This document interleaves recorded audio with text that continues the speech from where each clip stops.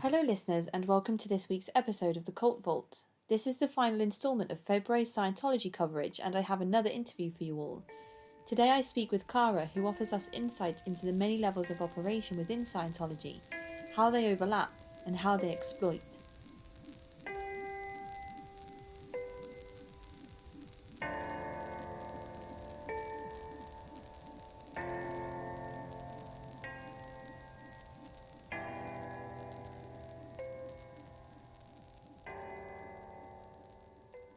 A quick thank you to anyone who has followed me on Twitter and Instagram last week at cultvaultpod. Every follow is so helpful. And another thank you to my patrons, subscribers, and those who have installed the Cult Vault app from the Google Play Store. I'm so thankful for all of this support. But for now, here is Cara.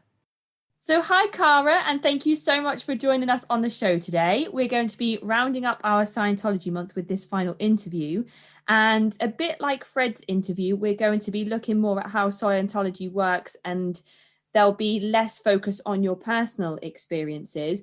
But I know that there is so much insight from what you've already told me that you're going to give us about Scientology itself. So would you like to introduce yourself to the listeners?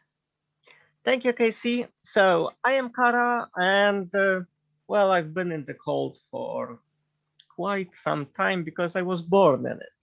So I was never recruited. I didn't go through that process. And this is basically the first audio interview I'm doing on the cult subject. So if I'm a bit nervous, then I'm sorry. And I would like to first and foremost thank you for giving me a soapbox from which I can speak. And I love being here. Yes, I'm really excited to finally get to chat in person because you've been sending me some emails throughout the week with things around Scientology that I wasn't aware of even after the interviews and research that I've done. So I'm not sure how long we're going to talk for today. It could be for a good long while because I want to make sure that I get as much of that information from you for the listeners as possible today. So I'm really excited to be able to have this opportunity. And you mentioned that you were born into Scientology. Obviously, we're not going to be too specific about yourself, but did your parents... did they meet as part of Scientology themselves, or was one of them part of the church and kind of brought the other one in, and then they had you? How did that work? Okay, it was actually I'm actually a third generation somewhat. So basically it was my grandfather and my mother who were in. My dad did like 1-2 courses, but he wasn't interested, which was one of the reasons why they split. That's another issue. And what can I say? Oh, maybe I will refer to Kat's interview because that's a great thing. When Kat was speaking about the fact that the male head of the household, the paterfamilias, died, and her mom basically left her and spent all the money on the cult and still working for the cult. My reaction was, oh, I have a sister I never knew about, and she's talking about my mom. Oh no, wait. Is that similar? We were never Mormons, but yeah, it's awfully similar. Okay. So your mum's still actively working for the church. Exactly. Okay. And unfortunately. Yes, yeah. I from what Kat was saying, I mean, it's put a real strain on their relationship, and financially, her mum seems to be struggling to kind of make ends meet now, which is obviously not what Kat's dad would have wanted. So I found it particularly difficult to listen to parts of Kat's interview, but also those things need to be explored and need to be said because they are happening, and that exploitation is happening to families and people all over the place that are involved in all types of sects and religions and movements.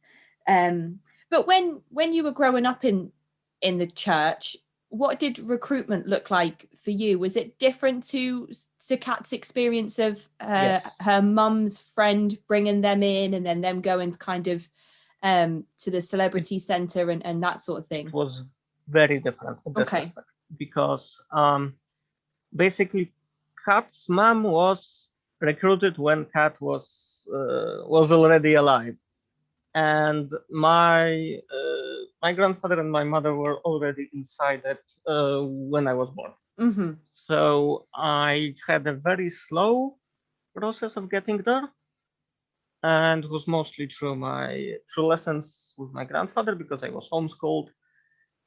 He was a larger than life figure for not just for me, for a lot of people. I'm just gonna leave it at that.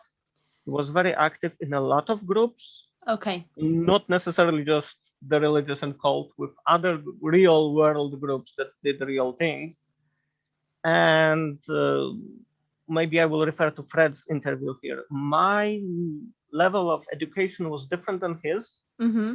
because the way he said it, he felt he had it much better than all the other kids. I felt my math skills and something like physics skills were lower than kids my age when I finally started to interact with those who didn't were not from the group. Mm-hmm. However, my geography, my history, my biology was way above, Right. above. So that part is true, but I think that's thanks to this individual person that taught me not to the structure, to the so-called study tech. Because later when he died, I was inside, and I went through the actual study tech with the people, not with this loosey-goosey thing that my grandfather did. One thing that's very important to note is that children are treated as adults, Mm-hmm. and that can be very good and it can be very bad.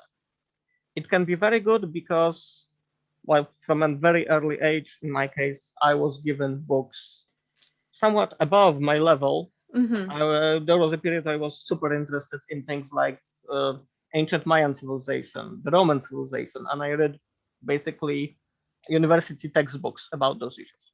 And I was allowed to do that. And my grandfather taught me to read at something like 3.5 or 4 years of age.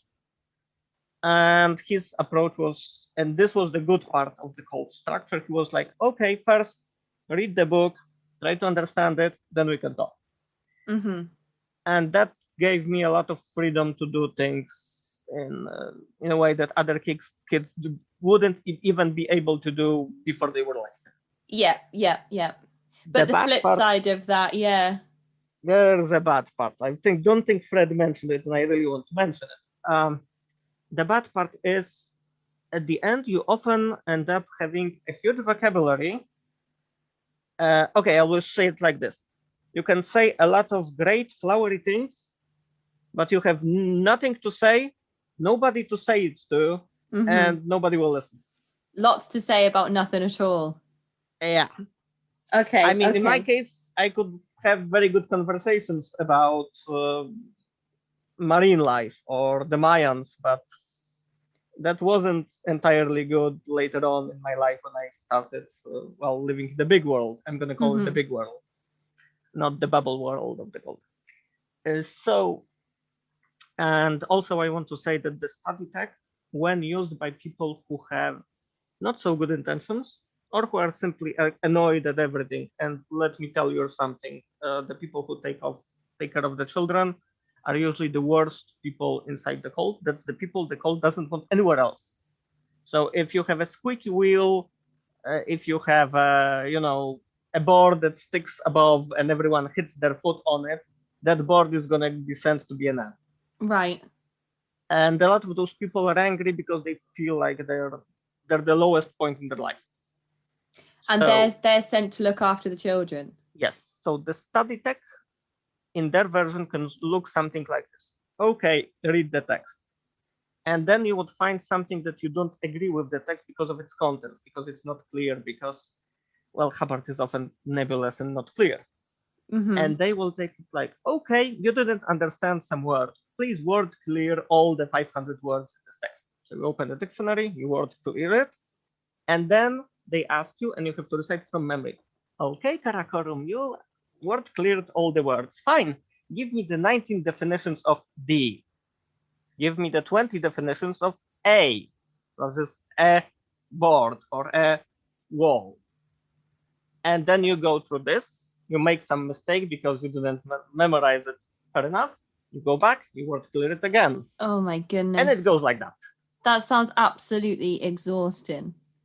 That was probably the one moment where I felt like close to going insane. One of the worst I parts. mean, I understand why Hubbard wanted that to be a part of Scientology, but I don't understand what people have to gain from it as a transferable skill sort of outside of the movement. Do you think that's Scientology's version of like the Hare Krishnas with their chanting? No, I would say there is one very precise reason why Hubbard did this. Right. And this is basically, if you get a Hubbard text and you don't agree with something there, it's not Hubbard's fault, it's your fault because you didn't understand somewhere. Okay, and the weird part is, he got this misunderstood words technology from a guy called Korzybski, who was an actual educator. He was actually, I think he was late 19th century, early 20th century guy who worked with children and students and taught them how to study. Okay. And the idea that kids shouldn't have misunderstood words, that if they're reading a text and they don't understand something, they just ignore it and go on and don't understand the text at the end, that's bad. Yeah, I agree. That's a good concept, that people should be able to understand the texts, and you should make sure they understood the words in them before you grade them. The problem is, Hubbard, as most things in the cult, he took a good concept and then ranked it up to 11 when it's no longer used. And you mentioned that the recruitment for you into Scientology looked different from Fred and Kat because you were born into the movement. Was that typical of somebody living in your area at that time, or was that quite different for you in terms of other typical children in your neighborhood? Okay, when I was still living with my grandfather and he was alive, we were a usual middle-class suburban family. So I had friends outside the cult. Okay. And I had a lot of friends, and like almost none of them were in the cult because there aren't that many people in the cult. So I had Jewish friends, I had Catholic friends, I had atheist friends, and basically there was also the issue that because my grandfather had a very specific job, which meant he was at home like the vast majority of the time. So a lot of those kids, and my grandfather was very trusted in the community. So a lot of those kids who came home early and both of their parents were working, they would often come to my house because people knew that there are adults there, that nothing bad will happen. Right. So I had a lot of friends from all sorts of backgrounds. Most of them went to school, not a minority was homeschooled. And we basically treated it as one more culture, one more religion. Like I said, there were lots of people. It wasn't weird for us. It became weird when I started living in the actual facility. But at that point in time, when you're a public Scientologist, you can go on probably 90% of your life without something very weird happening, and without being, basically a soldier for a totalitarian organization. Which I later was. Which is definitely something I think we're going to get into before we finish today. But something I wanted to touch upon that's not on the list I sent over. Your primary you've got your mum as your primary caregiver, but it sounds like the male role model in your life is your grandfather. Yeah. So when he passes away, is there a period of mourning for you, or are you told that you don't need to worry about mourning because he's just kind of shed his body and his Satan is kind of gone off to continue the work that it was doing when it was in the body of your grandfather?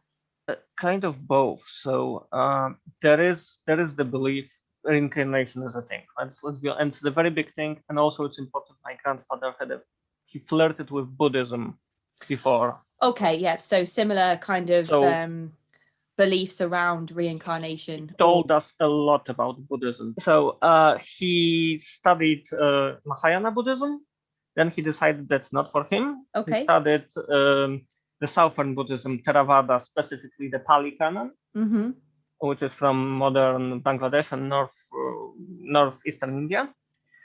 And then he decided it's too frou-frou. There's too much woo there. There's like magical beings and demons and hungry ghosts. And he felt that it's too folksy. It's like contaminated with this weird belief. Yeah. And unfortunately, he was one of the people who had recalled previous life experiences before he joined Scientology. Okay. So that messed with him. And he always taught us that. And he told us openly about those things which he remembered, and he could remember like specific moments in time with very down to real small details. Like it was raining, there was this sort of clock on the wall, we had coal which we used to burn. He could describe like an interior of a room very, very precisely, and it was very convincing. So we had no reason to doubt that part of the cult. Yeah. However, what happened when he died? He died suddenly. It was a sudden death. It wasn't a long illness. He died basically. I found out that something is wrong with him the same day he died. So okay. It was literally that point in time. And within a very short period of time, my mom joined the structure. She got a position. She got a post. That's how it's called. She was posted very far away. So literally within a very short period of time, me and my sister were living alone with those cult functionaries. And my mom was somewhere very far away. And what can I say? Well, we used to like have a phone call with her like once a month and then meet her maybe once a year. So the whole life changed. Everything changed. So lots of upheaval around the time of your grandfather passing away. Yeah, like I said, this was a middle class family, and then we moved to a certain facility, me and my sister, which was, well, it's called LA's tallest dumpster for a good reason. Broken tiles, moldy carpets, old furniture, fungus on some furniture. It's several stories of just trash, and there's a lot of people living there, and you're alone. You don't have your friends because they're somewhere else. You don't have your family. It wasn't a nice situation. It was like that. It was black and white. It's just moving from one part of my life to something totally different. And your mum, did she sign over guardianship of you and your sister to be able to leave you in this place while she went elsewhere to do other things? At some point she did, but I don't know the legal stuff. Right, yeah. And do you think that she made this drastic change because of the grief of losing her father? No, partially, but I think the real reason was that my grandfather, like I said, he had a very strong personality. He was a person who could literally crush other people with his will. Right. And people admired him, but they were also afraid of him. And I remember like cult registrars, the sales guys who would come to our house, and he would pretty much talk them down, show them the door, and they would just leave very meekly. Okay, yeah. So he was very much, he wasn't a cult, but he was in control, and he always made sure that he's in the driver's seat. Right. And people didn't really want to mess with him because I think they decided that he's more worth being kind of 1 foot in with some leeway than making him an enemy and then create the giant thing. Well, at least it sounds like he protected you. He did. Do you ever think back, fondly about times that you had with your grandfather? Oh, very much.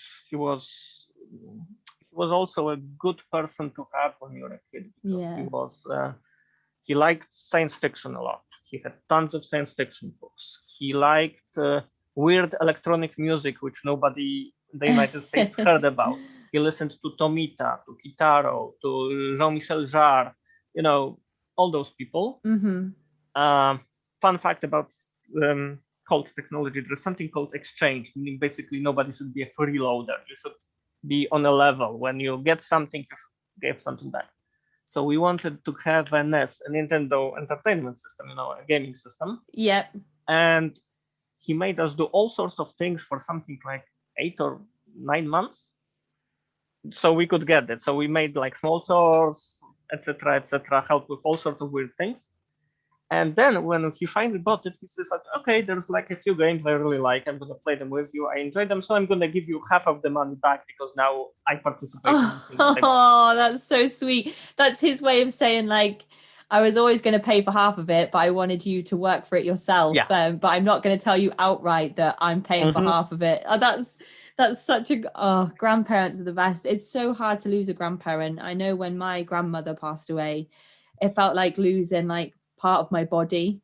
She really was my best friend, and it really is hard to lose a grandparent. I can imagine it's just I can't even imagine what it's like to lose a parent, but to lose a grandparent is it's not easy. So I'm glad you get to look back fondly on the time that you had with him. Yeah, for me he was a parental figure. He wasn't just some. Yeah. He was the pater familias. Let's use the Roman term. So getting back, why my mother? He was always in the driver's seat. So when he left, the driver's seat was empty and the car veered off the road. Right. Yeah. She needed someone to take control of her life, and unfortunately, that was the cult. Right. And the other problem with her, well, I don't want to talk much about her because we're really not on good terms. We're on very bad terms. Right. Okay. The thing with her, the saying that a person will not pay his taxes, but he'll get himself killed to get a ribbon and a medal. Right. That's her. That's her. Okay. She's gonna do everything for this, for a certain status and certain attention and a certain formal recognition of her as a big being. So, and the cult bought her with that, and that's her ruin, and that's what keeps her in. And is she? I mean, when she went and got posted, is she part of the Sea Org here, or is there a time where you or your sister become part of the Sea Org? That's one of the top secret questions I will not answer. Sorry. Okay, no, that's absolutely fine. And are there other positions that you held that maybe you can mention? Yeah, I can say a lot. First, I lived in the. Oh, I can say the name. I already posted on the forum. It's the AB, the Anthony Building. It's between Fountain and Sunset. It's in downtown LA. Anyway, and later on, because like I said, there's as a second generation kid, if you want to leave the cult, you have nowhere to go. That's the problem. You have no skills. You don't have any work history because even like later on, I worked in some positions which would be really good if I could put them on my CV. But I couldn't because the church would say, "Oh no, this guy, we barely know him. What did he do? He washed a few floors. That's it."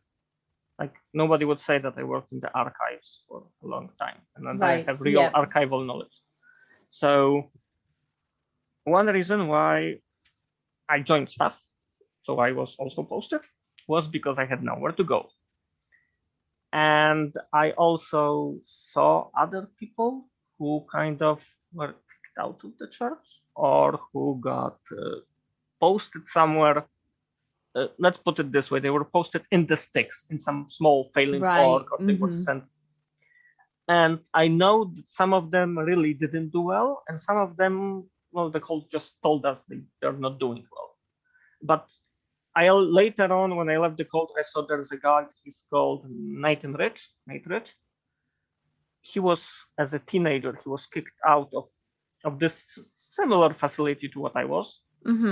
And he became a drug addict. He was living on the streets. He was literally homeless for like several years before he got his life back. He's very successful now. He's a programmist, but he writes computer programs.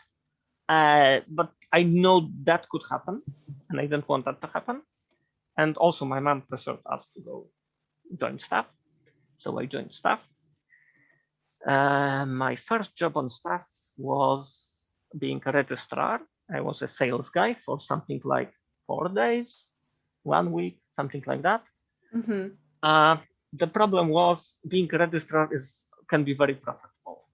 There's something called the FSM, which is a guy who is not York. He's a salesman in the big world. He sells Scientology stuff, and he gets 15% of all his sales. Okay. Some of those people get really, really rich. Yep. And being a registrar is kind of a high mark. If you get that position early on in your life, means people trust you, people think you're intelligent. So I was like, yay. And on my first day, I realized, no, I'm being set up for failure because I was given a phone. I was going to call people from a list and just make them buy things. Yeah. And that list was people who didn't do anything for 20 years, 10 years. I didn't know what courses these guys already took. I just had a list. Right. I didn't know who they are. So some of the calls were super awkward. Like, hello, I'm calling from, and I heard this person, what? After 30 years, you must be some fucking loser. I phoned some people on their cell phone, and turns out they were on the other side of the world. And I'm like calling, and they're like, what? It's 2 p.m. It's 2 a.m. What the hell? Wow. Okay. Some people said things like, well, and I said, okay, do you want this course? And he said, like, yeah, I already did it once, and then they changed some things, and I had to do it again. Right. Okay, so you already did it. Did you do this course? Yes. Did you do this course? And it's like, yeah, I did all those courses. Dude, you don't even know what courses I completed. Come on, I'm, an OTT. So I'm saying, oh, you're OTT. Okay, maybe your wife could take this course. And he's like, my wife died 3 years ago. You don't even know that. No. Oh my goodness, that's so tough. And 4 days of this, as you imagine, very little sales. So I got kicked out. And now I know all the low-hanging fruits were left for the real veggies, quote unquote. And I just got the short end of the stick. So I was kicked to the lowest possible position. So I was the body router. You know what's that? No. Guy stands in front of the org and he invites people in. No. So I did that. That's like the equivalent of somebody that was wearing a mascot uniform outside a pizza parlor. Maybe not that bad. Spinning a sign on his head. Yeah, but you have to convince them to do it. So there is some effort involved. That's true. Hubbard, in one of the lectures, Hubbard literally says, if you have a guy who's stupid or a girl who's stupid, but she looks kind of good and they're kind of nice, have them be the body router. That's the place for them. And he has written something like that, and you've read that. He spoke it in a lecture, I think. And then you're in that position, and you're aware of the leader's thoughts around the position that you now hold. Also, it's important. I already also mentioned on the forum. I will not use real names of people. I will just give them nicknames. So the person who was in charge of me was a person, I will call her Eris. She was a relatively attractive woman in her early 30s. The first time I saw her, she made a very good impression on me. She was energetic and enthusiastic and all the things that you should be in the cult. High know the tone scale, as they call it. Right, yeah. What it turned out, she was a person who was she was a magical thinker to the 10th degree. So basically, if something goes wrong, it means you didn't approach it with a positive mindset. We can sell anything. We can sell ice to the Eskimos if we adopt a positive mindset. Something is wrong with you, etc. And those were the late 90s in LA. People were talking about, Columbine and the Matrix. Nobody wanted to go into Scientology. Come on. Yeah. So we had very low success rates. And she was very angry. And we got shouted at a lot. She didn't curse at anyone, but she would say nasty things, You're a child, you know nothing, nobody trained you. Who gave me those worthless guys to work with? The one thing I then noticed was an important part in later how I got out. I noticed one day I was out and another body router working with me was a very, very attractive woman. And guys were just flocking to her, but none of them wanted to go in the org. They just wanted to flirt with her. Right. So I went to the other side of the street and I started thinking for myself, basically. Okay, I'm off the script as I am, so I'm going to just do my own thing. And I figured out a demographic that I can sell to. Those were old hippies. Yeah. Another was something I would later call upstart surfers, meaning people who look like surfers, but they're neat. They look like they have a job. They look like they're not smoking pot all day. Right. Yeah. Yeah. And I found those few weird groups. I started, also like edgy girls with tattoos and with carrying an instrument. If I saw a girl with an instrument, I already knew she's gonna go into the org. Right. Yeah. Yeah. And I got some good results. And suddenly my results were rising. And at one point, I was the most successful person in a big area. Let's call it that. Very good. So the ED, the guy in charge of the org, even told me, okay, Kara, you're going to make basically a lecture. You're going to teach your method to all those other guys because we need to get our stats up. We need to get our stats up. Our production has to be high. And this was very dangerous of her because basically you shouldn't do things in a different way than Hubbard said. But she was basically saying, yeah, Karakorum invented something else. Yeah, let's try that. Of course. The worst part is nobody could replicate my method because Scientology has a philosophy, one size fits all. We know the best solution. Once we found the solution, it will work for everyone the same. Right. Of course, it does not. So my approach was good because I tailored it to myself. And none of them could replicate it. No. So I got in trouble. Eris got in trouble. Then I got sick. Oh, God. I was like ill for something like a week. And the stats of the org dropped. The whole org dropped. Wow, because you were like out of action? Because I was out of action. Wow. So when I was back, Eris pulled me into a room and she really let me have it verbally. It was like a beat up verbally.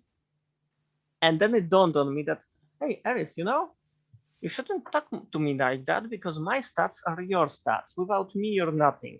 Yeah. Without my recruits, you don't have anything. So if you're gonna attack me, you're attacking yourself. If you're damaging me, you're damaging yourself. Now you have to be my best buddy.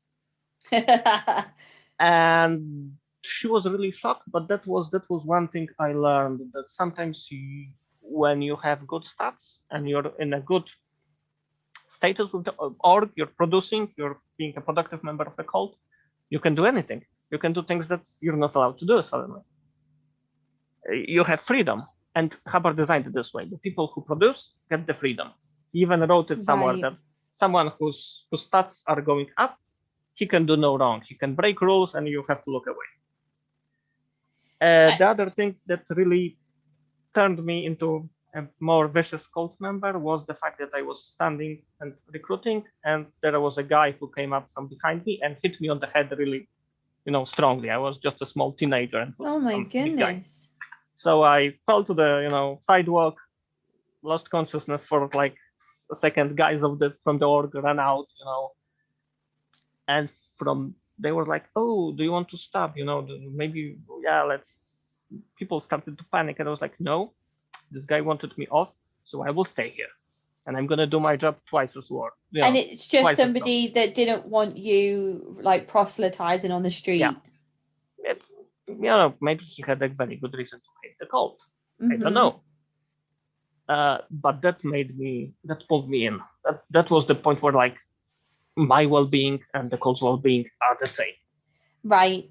And do you think that you got some of that sort of formidable personality from your grandfather? I don't know, maybe. I like to think so, but I'm a megalomaniac, so You gave me some interesting points in your emails to me. Lots of expressions and language that's used and abbreviations used within Scientology that myself and maybe some of the listeners hadn't come across before. So I'm just going to reel them off. And if you could explain to us what they mean, they may have already been mentioned in previous episodes, but I just wanted to go through some of them. So there's off source. Sure. Source, Hubbard is source. So he's the source of the knowledge. And the knowledge is basically what gives you deliverance from evil. Let's put it this way. That's the salvation. So his source is not a god. If someone tells you Hubbard is God, no, that they don't know what he's talking about. if I have to compare him to other religions, he's like Muhammad in Islam. He's the prophet, but he's not God. Right. And he made it super clear, and nobody in my presence made that claim that he's God. So any information that comes from anybody other than Hubbard, that information is off source? No. Off source is something you do when there's Hubbard sets, you do it in one specific way and you do it in a different way. Then you're off source. Right. So when you were getting all of these sales, you were off source. Yeah, and I was also a bit of a squirrel. Squirrel is someone who tries to do Scientology in a different way. And technically Hubbard says, then you will not achieve results. Then you're going to be like a hamster on a wheel. But he said squirrel, and that's where the term comes from. Right. Okay. And what about MEST work? Okay, MEST. MEST is matter, energy, space, and time. And this basically means the physical universe. That means matter. That's like the Greek word hyle from Greek philosophy. That just inanimate matter. And MEST work is basically doing menial labor.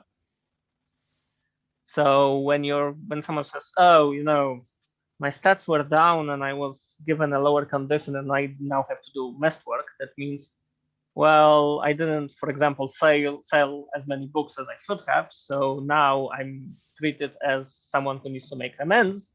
And now I'm scrubbing the floors for like 1 week. So to make up for it. So MEST work is working menially. It's physical labor. Okay, and who determines whether you're supposed to receive this MEST work? Because it seems like anybody could just be told that they haven't done something adequately enough, so now they have to go and do manual labor.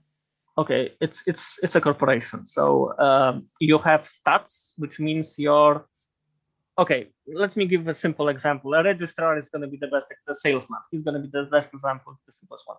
You have a stat called, for example, courses, number of courses sold. You have another stat, and it's a graph. It's a number each week. And another stat would be something like money earned. Another stat could be new people gotten into, contacted. You can have only one stat. For example, if you're a gardener, you can only have a stat called number of bushes watered this week. Okay, that could be your only stat. And there are some positions where you have like a dozen stats. Basically, each week they measure. If you're doing better than the previous week, you are up stat. That means you're doing good. You're the good guy. Right. If your stats are down, you are down stat. That means you're probably going in trouble. You can be sent to an ethics officer, someone like me, and that person will then possibly interrogate you about the causes. Because, like many cults, whenever something goes wrong, or you don't sell enough stuff, or your other stats are down, it probably means, according to Hubbard, that you have some moral problem. That sounds similar to. I had an interview last week with a lady from multi-level marketing advocate, and she was talking about how the thing with being in an MLM is that the bonuses that you receive are conditional. So you always and to retain the position that you are given in the MLM, that's also conditional. So even though it works in the way like, oh, I've received a promotion in inverted commas, and this is actually my job role that I get paid to do full time, and this is my post. Say you move up from line worker to general manager, then you're in that job in typical everyday life, you're supposed to fill the job role requirements the same week in, week out. You're not expected to build on. But in the MLM, you're supposed to always do better than you did the week before. And if you don't, you lose that you lose that sort of level that you've worked up to, and you go back down a level. And then when you're doing good again, you move up. So that sounds quite similar in that sense. But what you're saying here is that you'll receive MEST work if you cannot retain or improve on the figures that you got. That's one of the possible punishments. There's different sorts of punishments for different things. Not stats are one thing you can get punished for, like for sins, basically, for immoral behavior. You can get punished for actual crimes. Yes, ethics does that too. But I'm just going to ask about this person. Was this person from Landmark? Is this the Landmark Forum? No, it was a clothing company called LuLaRoe. Okay, never heard of it. Yeah, because Landmark is watered down Scientology. The guy who started Landmark before the company, which was based on Scientology, he got sued and then he created Landmark, basically. Really? That's interesting. I'm going to make a note of that to look into that. Anyway, when it comes to ethics, that's for me, that was the greatest problem, and that was a big mindfuck for me. The greatest problem is that ethics is deliberately mixed up and conflated with efficiency.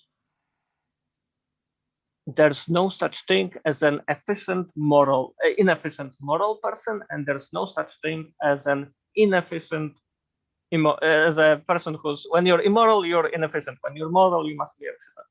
If you're not being efficient, that means you're immoral. Right.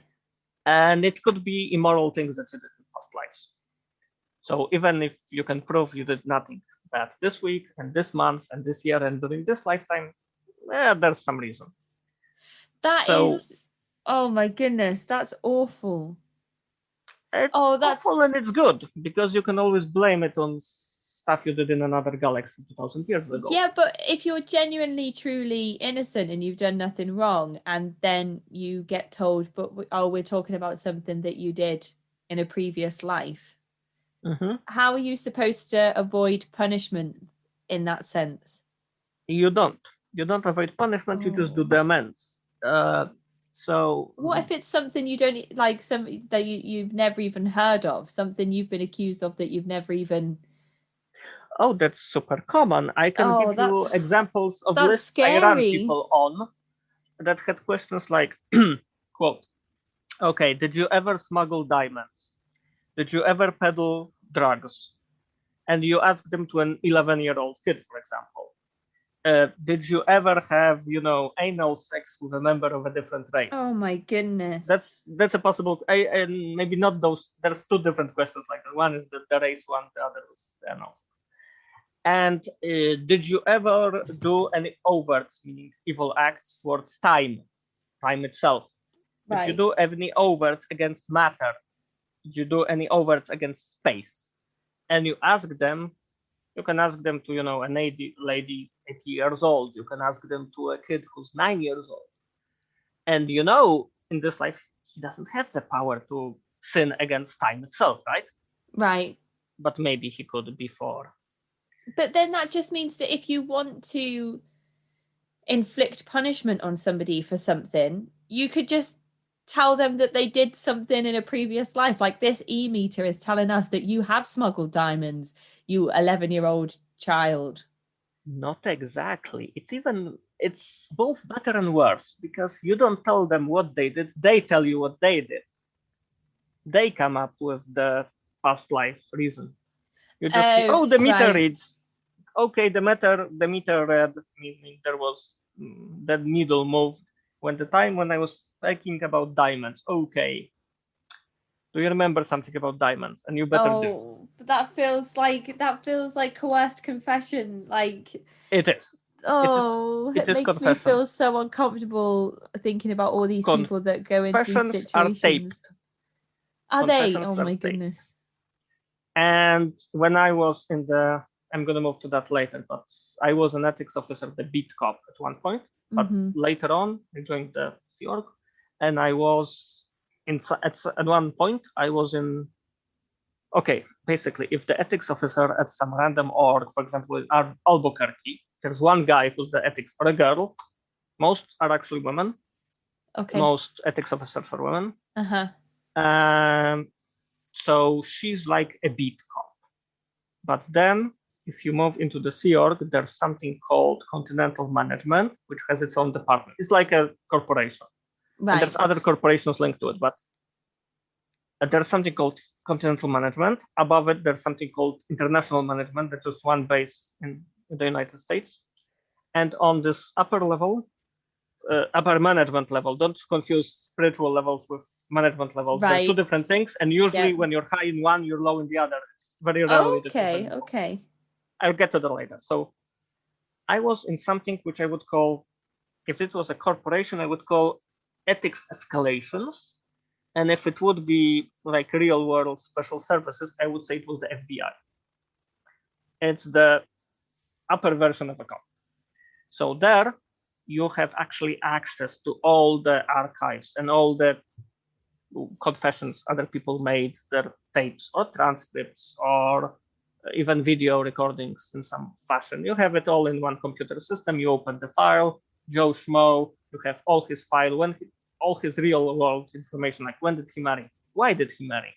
Right. Where does he live? How much does he earn? Everything. And on top of that, you have recordings or transcripts of those confessions.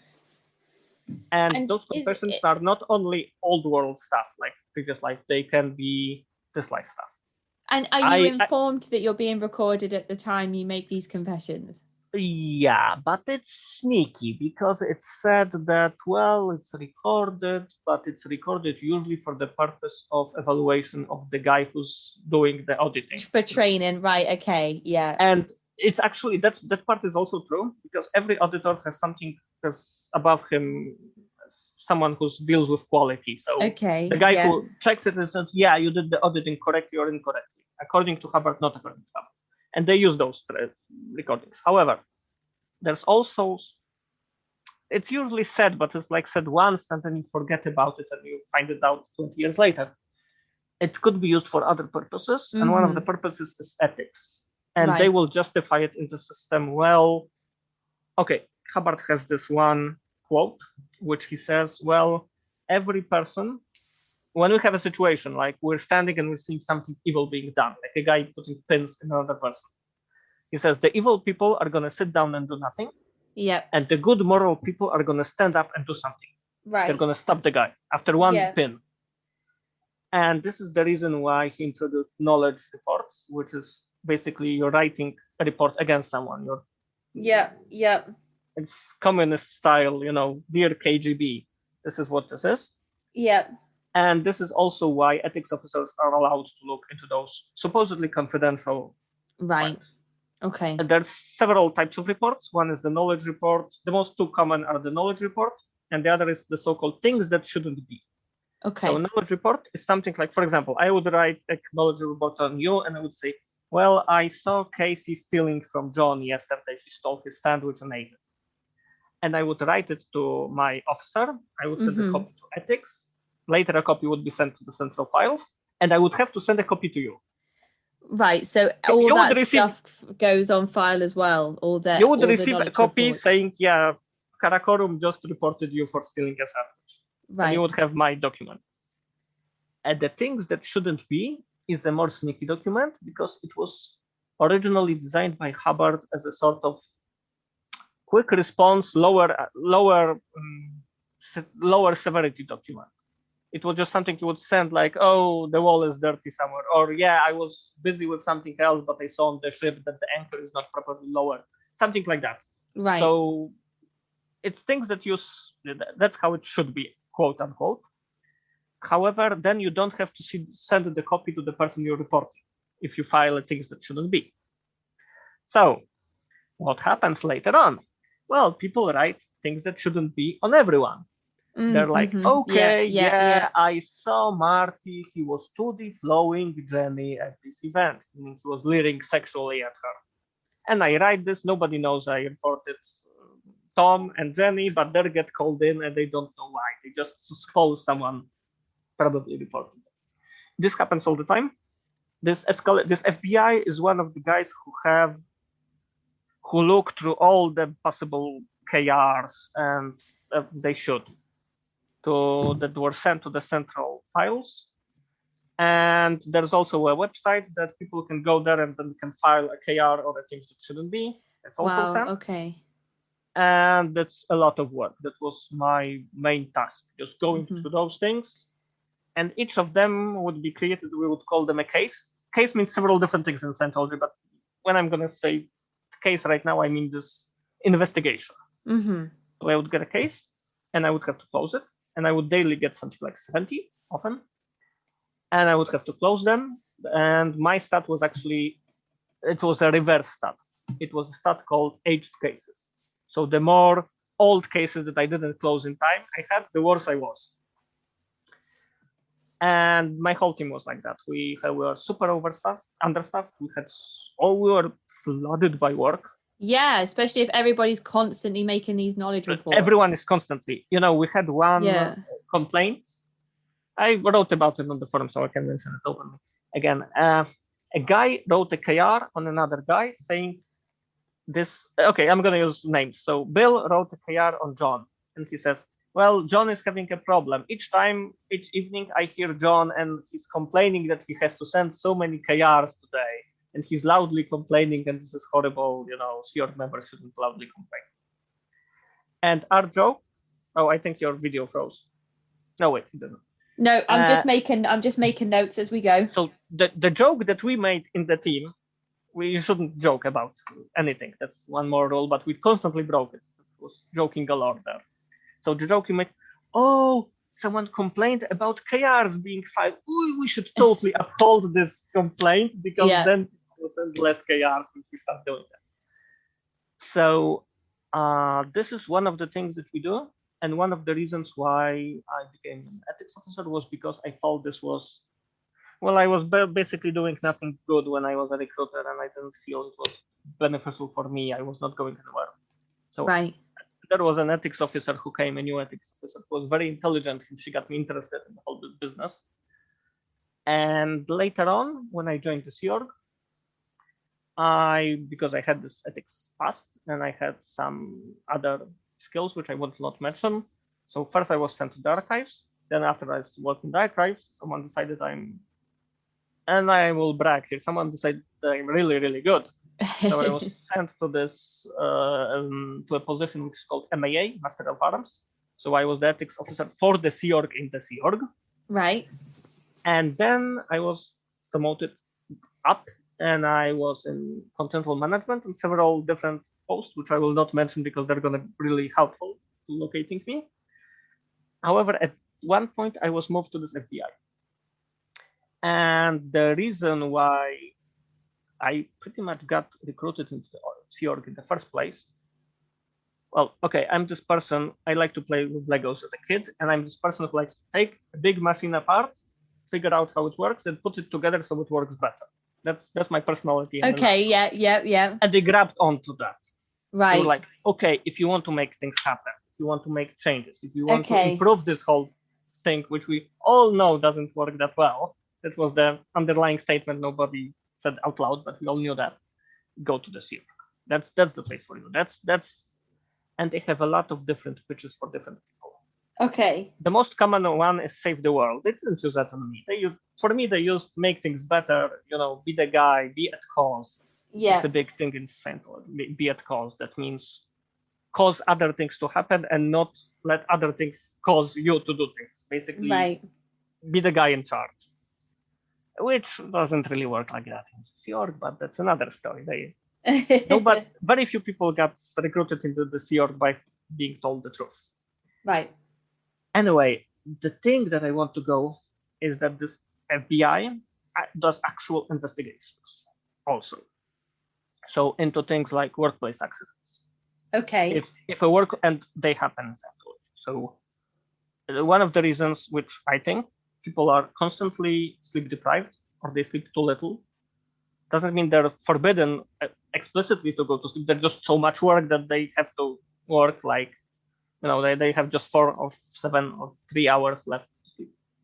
That's one reason. The other reason, Hubbard, when he was drafting instructions for the Sea Org, this is a document nobody speaks about, and this is one of the most pernicious documents in the cults. So I'll mention it here. He says, a Sea Org member is expected to be able to make things go right all the time. Anything. Trained or not, hatted or not. Hatted means basically trained formally in the post. Right, yeah. So even if you're basically, we have construction. You never use the jackhammer. Okay, here is the jackhammer. You must have done it in a previous life a million times. So please do the work. Right. Okay. Oh, you were never an electrician. Okay, the external electrician that we hired is off for today, but we have to finish this by the end of the shift. So there you go, plug the wires. Okay. Yeah. People get harmed a lot. Yeah. I saw some of them myself. There was a guy who blew his arm with a grease gun. I was there. Oh my goodness. Nothing like making an investigation where you're the witness. That's always fun. Yeah. And some other things like that. So this was one thing that we did. The other thing, we did actual investigations, which I know for a fact this wasn't done like that in the 80s. This changed. In the 80s, it was OSA that was doing that. Other people who were there at the time confirmed it to me later on, now that they're all ex-members. Right. Okay. Financial shenanigans, people who stole from the org, people who reported less money than actually went to them, people who, because this is common, that people buy courses in bulk. They buy 70 courses or millions of hours. Maybe I'm exaggerating a bit, but they buy bulk things in bulk, which they don't do all at the same day. Okay. Of course. So what happens? I come to you, I pay $100,000 today for courses that I will do 2 years into the future. Yeah. So what for example, the sneaky guy can do, he can take the money, he can move only the money for the nearest course to the org, keep the rest of the money himself, and for example, pay off his debts, and then only use this money in the meantime while it's not with the guy, it's not with the org. Okay. He moves the money around. He makes investments. There's people who lost those investments. There's people who... Yeah, that's dodgy. You had 8 members who paid a lot of money to this guy. Church didn't get it. Guy made an investment. He lost all the money. Oof. The church is pissed at him. The guys are pissed at him. And I'm the justice guy. Guess what I'm going to do to him? Oh, He's going to be a very sorry person. And so financial investigations. Before that, there was something called FinPo, Financial Police, which was pretty much non-active during my day. It was us, and there was OSA. And that's one more thing I want to mention it now. This is something not just cults, but almost all totalitarian regimes do. They create many different enforcement agencies, independent from one another, and those agencies have overlapping areas of responsibility, which means they often step on one another's toes and double do the work that was already done by the other guy. I read, already after leaving the cult, I read about Hitler's Germany in the 30s. And there was Gestapo, the party police. There was Sicherheitsdienst. There was the things for domestic terrorism and serious crime, but it was part of the police. There was the SS. There was the Kripo, the criminal police. There was, I forget the name, but there was basically morality police. They were all independent agencies. Right. And they overlapped. And when I read it, I was like, oh my God, that's exactly what we were doing. But just different names. And I hated that when I was inside the cult because it caused us extra work. And we were totally flooded with work. It was the main problem. We kept working and working and working, and we never had enough sleep. So when you spent, we slept for 5 hours this night because you were working on some case and it took you 12 hours to complete. Oof. And then you find out OSA already closed this case on their own end and they didn't notify you, or worse. I'm not going to give a specific example, but imagine I'm running a very long investigation. There's one person who did something very wrong, and I know there were other people who knew. And if you know about something and don't report it, you're as guilty as the guy who committed it. Yeah. You're going to get the same punishment. Right. So I'm okay, there's half a dozen people there who must have known, maybe more. I have to find out who. Okay. So we're running an investigation. Maybe I'm sending a figurant, fake actor, basically a person who joins this org, pretends he's someone else, but he's an informer. Oh gosh, okay. Because if it's a serious case, imagine it's a serious case. Yeah. And I spent 2 months working on it. and there's other people from my team working on it. We have now like 6 people who touched this case at some point. We all contributed countless hours to it. Yeah. And then we're thinking, okay, 2 more weeks, we will know everything. We're going to bag the whole bunch. We're going to bag like 12 people and send them. And then OSA waltzes in. They just capture the main guy, which we knew he was at fault for like 2 months. They try him. They do not interrogate him correctly. All those other people, run away, destroy their documents, destroy the evidence. Oh, gosh. And they go scot-free. Yeah. And then OSA comes to us. This guy was guilty. Why didn't you move against him? Oh, right. And then it's you in the wrong. Yeah. Stupid bastards. Yeah. And sometimes it would happen in the reverse, that we had some documents which OSA needed and we didn't give it to them because we weren't aware. Or sometimes we just didn't give it to them because we felt they're asshats. They won't do the job correctly. So apart from this, what were OSA also responsible for? Mostly their main area of activity, their main stat, let's call them, is dismissed attackers. Okay. Who's an attacker?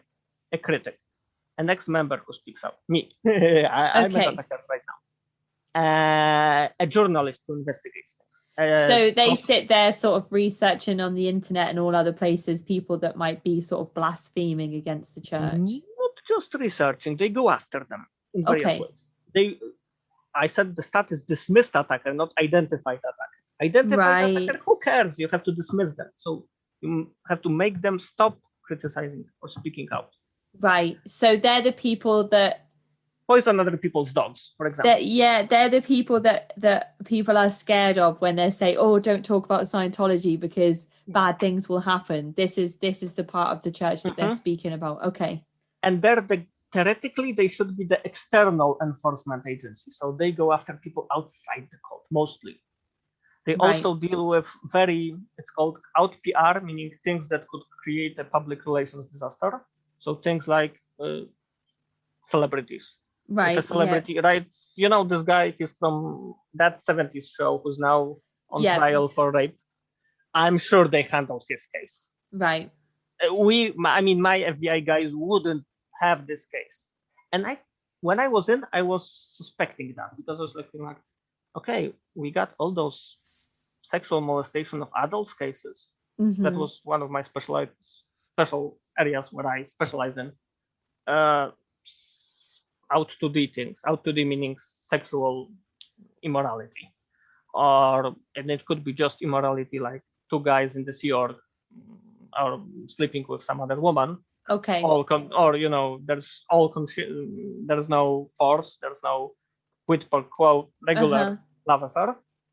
I could handle that, but I also handle things like quid pro quo. So EDs are often rich people. They're often people who have a lot of money. So I saw cases where they would offer nice boats to women in exchange for sex. I saw instances where sometimes there would be people coming from other countries who are poor, or people simply coming from poor communities, or simply people who are on staff, they don't have any money, and there's this rich ED, and he's saying, okay, I'm going to let you crash for free on my couch, but we'll have to do other things on that couch first. Or he's saying, I will hire you in my company. Some of those people have really big companies. Yeah. And you're going to be paid a lot of money for stupid things, but, there's exchange. This is the cult exchange. You have to give me something. Okay.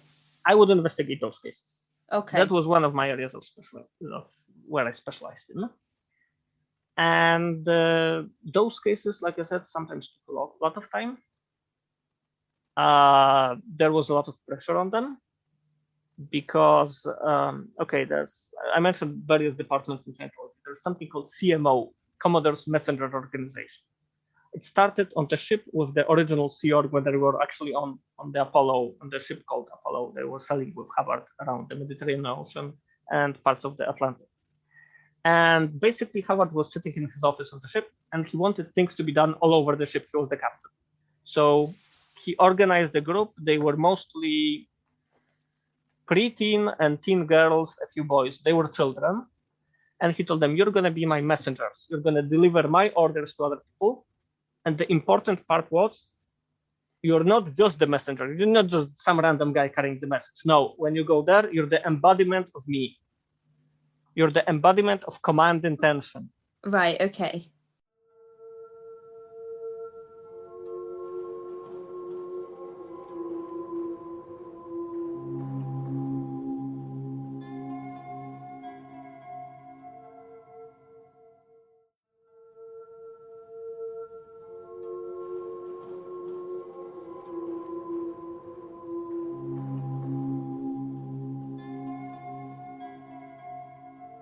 So those people were given a lot of power, because when they walked into the machine room and told them to turn off the engine, that was Hubbard speaking. That wasn't this kid. And you had to talk to this 12-year-old kid as if he's Hubbard.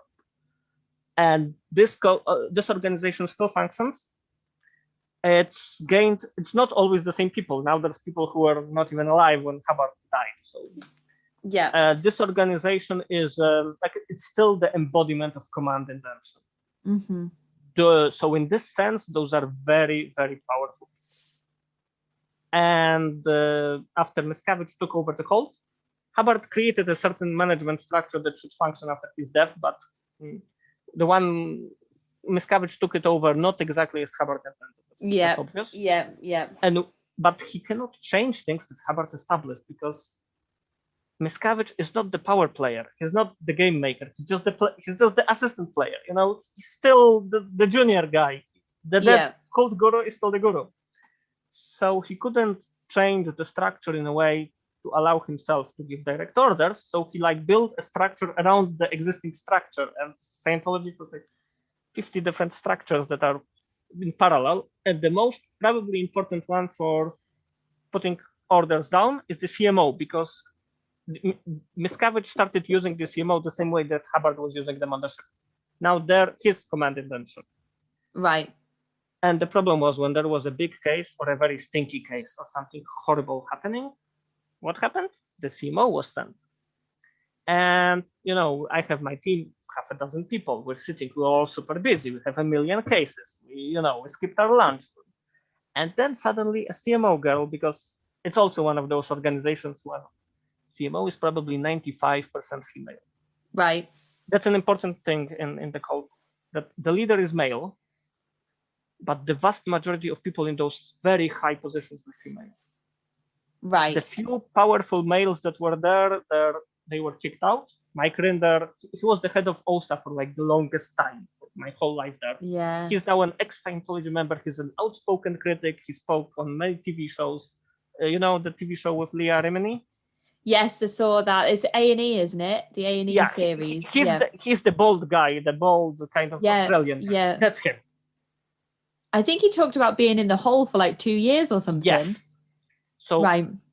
Miscavige got rid of all the powerful people, most of the powerful people in top management, and I think all males there. That was my impression. I think he feels safer with women around. I think he's probably slightly misogynist and thinks that women are easier to control. That's probably why he keeps them around. But the fact is, the cult is very egalitarian in terms of gender. There's absolutely no gender discrimination. We're all Titans, we were all big beings. Each of us was male and female 1 million times over. And so I'm going back. The CMO are mostly women, and when they come to the office and they want something done, it's not oh, guys, priority of this case. It's Kara, stop everything you're doing, drop your fucking folders, do this thing now. And okay, and the deadline is tomorrow morning at 12. And I'm this is a case that's probably going to involve 2,000 individuals that have to be investigated. We have half a dozen people. You want me to do this in 1 day? And then you find yourself in one of those bittersweet moments that I look. And I kind of feel this as a badge of honor, because you have to talk down command intention. Right. And you do that. If you don't do that, your team is toast. Because you're not.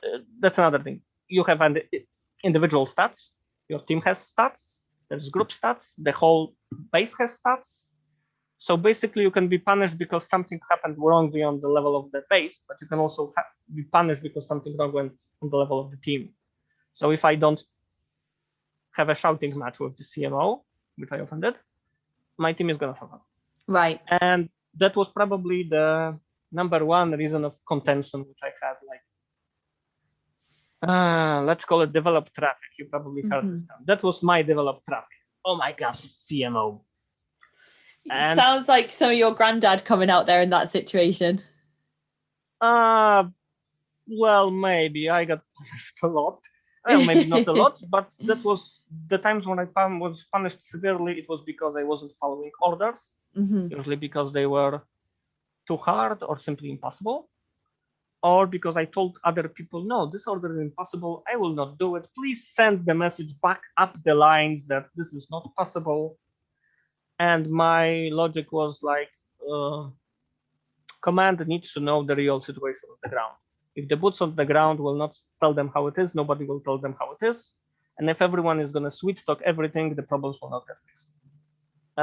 That's a very good and bad mindset to have, because you're going to get in some trouble. Also, because if you do it long enough and you're not thrown out, people are going to start to be slightly afraid of you.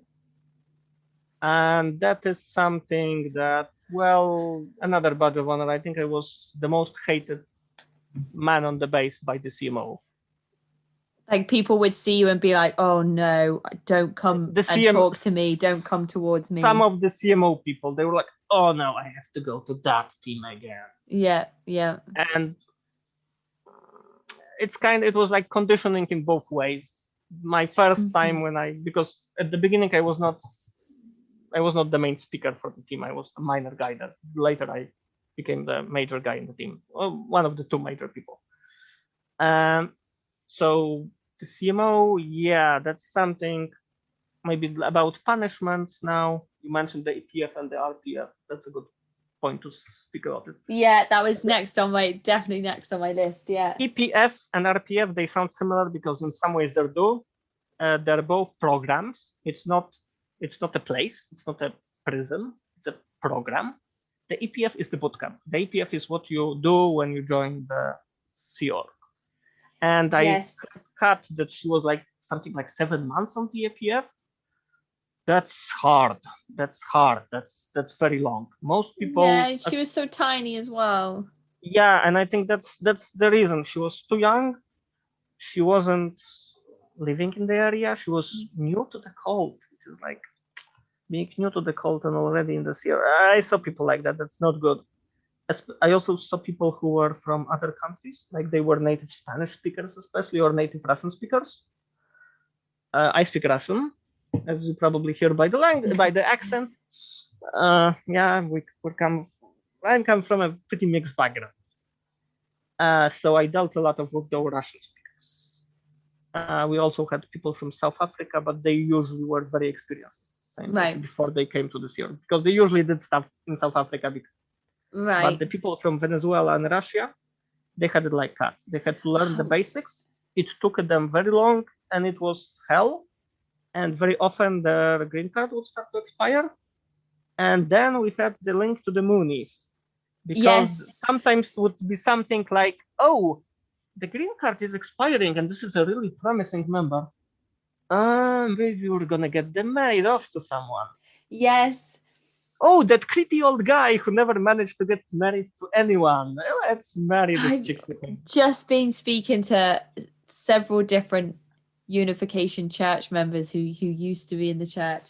And even the EPF and the RPF sound similar to programs that the Unification Church have, which are basically like boot camps that they send you to when you reach a certain age, or if you think or feel a certain way about the church, they just send you off to this boot camp to just basically like re-indoctrinate you like heavily over a very short period of time. So it's like years worth of subtle build-up and thought reform just kind of shoved into like a 2-week intense boot camp.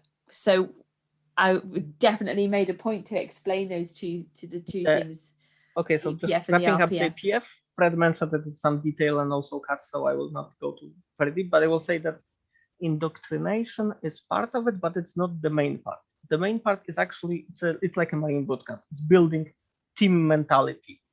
You're going to be an extreme extrovert. That's what they want. Everything is about the team. Everything is about do this, the group. Third dynamic, not second dynamic, not first dynamic, third dynamic in the group. And there's some physical labor, like what Fred mentioned. I don't want to invalidate what he said because he might have had a very different experience. For me, it wasn't abusive, but it was like a Marine bootcamp. It wasn't nice. It wasn't supposed to be nice, but it wasn't.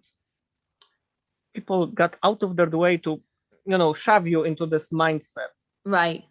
If you watched Full Metal Jacket, the drill instructor. That's what you got.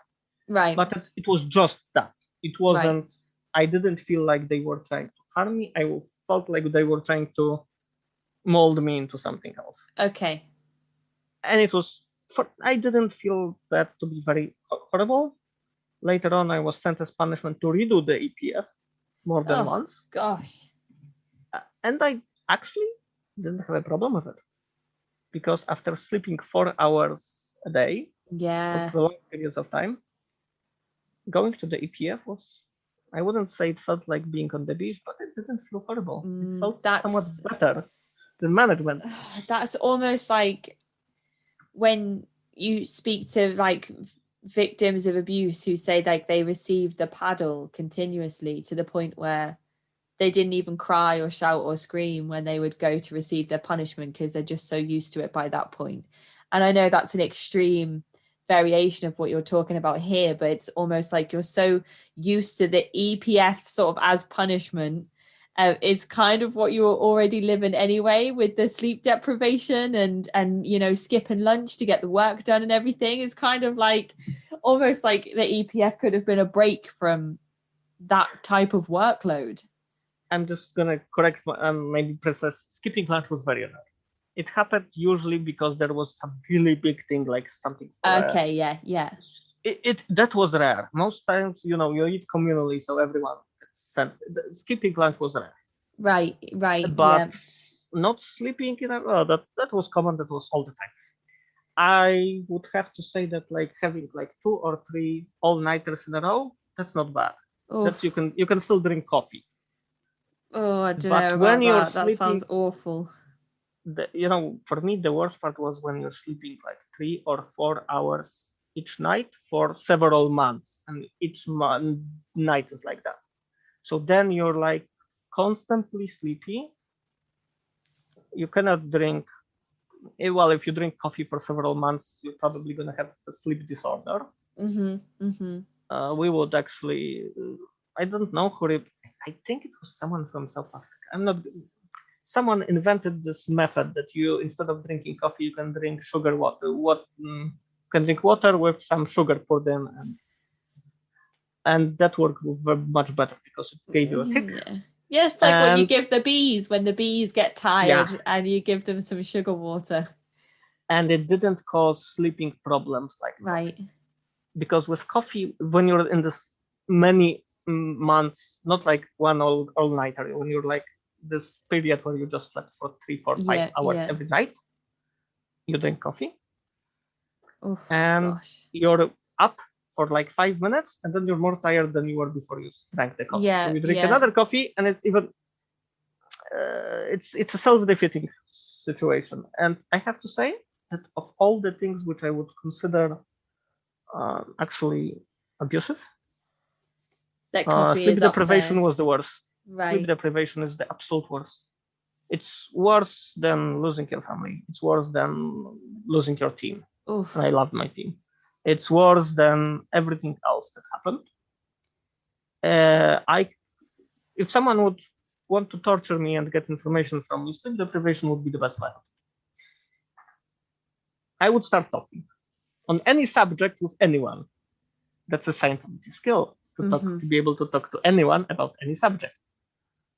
Yes. Sleep deprivation is the one. Yeah, I mean, I have absolutely no idea how that would feel to have that little sleep months on end. All I can speak to is experienced from having a newborn, which was just such a shock to my system because Might be similar.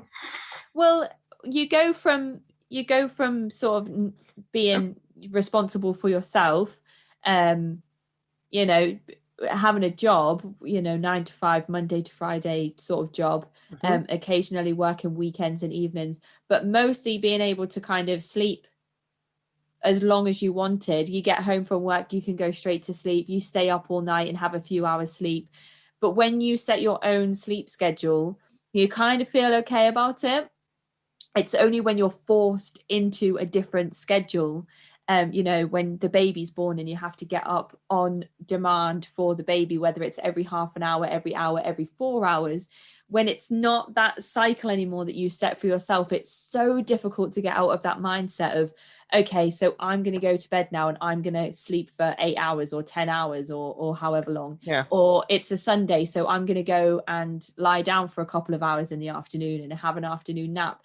Like it was the hardest part for me becoming a mother was just getting out of that mindset of I can sleep when I want, however long I want, not and in then control anymore. Yeah, exactly. And waking up sort of, there's this thing called the 4-month regression where the baby is like learning colors and faces and moving, learning how to roll from the front to the back and learning how to sit up on their own and getting ready to start crawling. All of this information is so overwhelming that their sleep is disrupted, and they're having growth spurts as well and teething and all this stuff. So they wake up every single hour for about 6 weeks. Every night their baby is just waking up every hour. And that was so hard for me because me and my partner would take shifts, but then he used all of his holiday from work to stay at home with me and the baby when the baby was first born. That when this 4-month sleep regression hit, it was kind of at the start of the lockdown as well. So we didn't have any support from anyone else, and he had to go back to work. And even though he wanted to be with us so badly, he does night shifts occasionally. So he'd do 2 day shifts and 2 night shifts. And when he would be off on those night shifts and I would be up every hour with the baby, it was so hard. And that is obviously a choice. We chose to have the baby, and that was our decision. And he is obviously everything to us, but that sleep deprivation is soul destroying. It's almost like as soon as you put your head down on the pillow, it's almost like you're scared to fall asleep because you just don't know how long you're going to get that sleep for. You're thinking, is it even worth me falling asleep just to wake up again? And it's so anxiety inducing, that feeling, and this is nothing compared to what people in these types of high controlling situations experience. This is just a newborn baby who needs tending to, needs caring for and looking after. You know that in 7 months it's gonna change.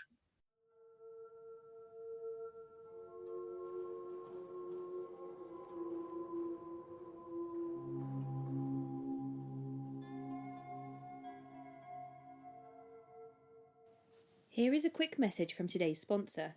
I wanted to talk to you all about an awesome new show I've been listening to. It's called Upper Left Corner, Pacific Northwest True Crime. This podcast focuses solely on true crime events that happen in the Pacific Northwest, highlighting not only the beauty of this part of America, but also the extensive list of crimes that have happened all around.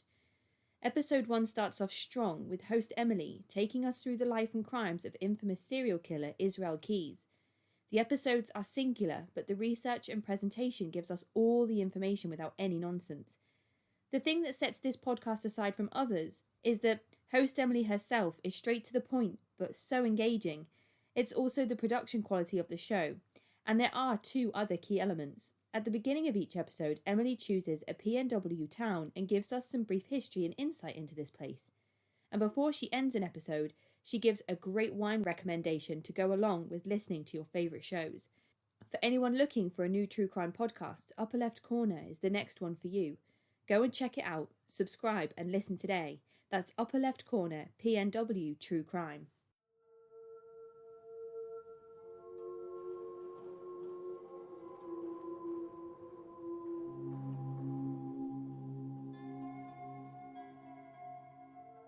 Yeah, exactly. You know that this is not forever. They just need you there and now because they can't take care of themselves, and there is going to be a point where they can do that for themselves.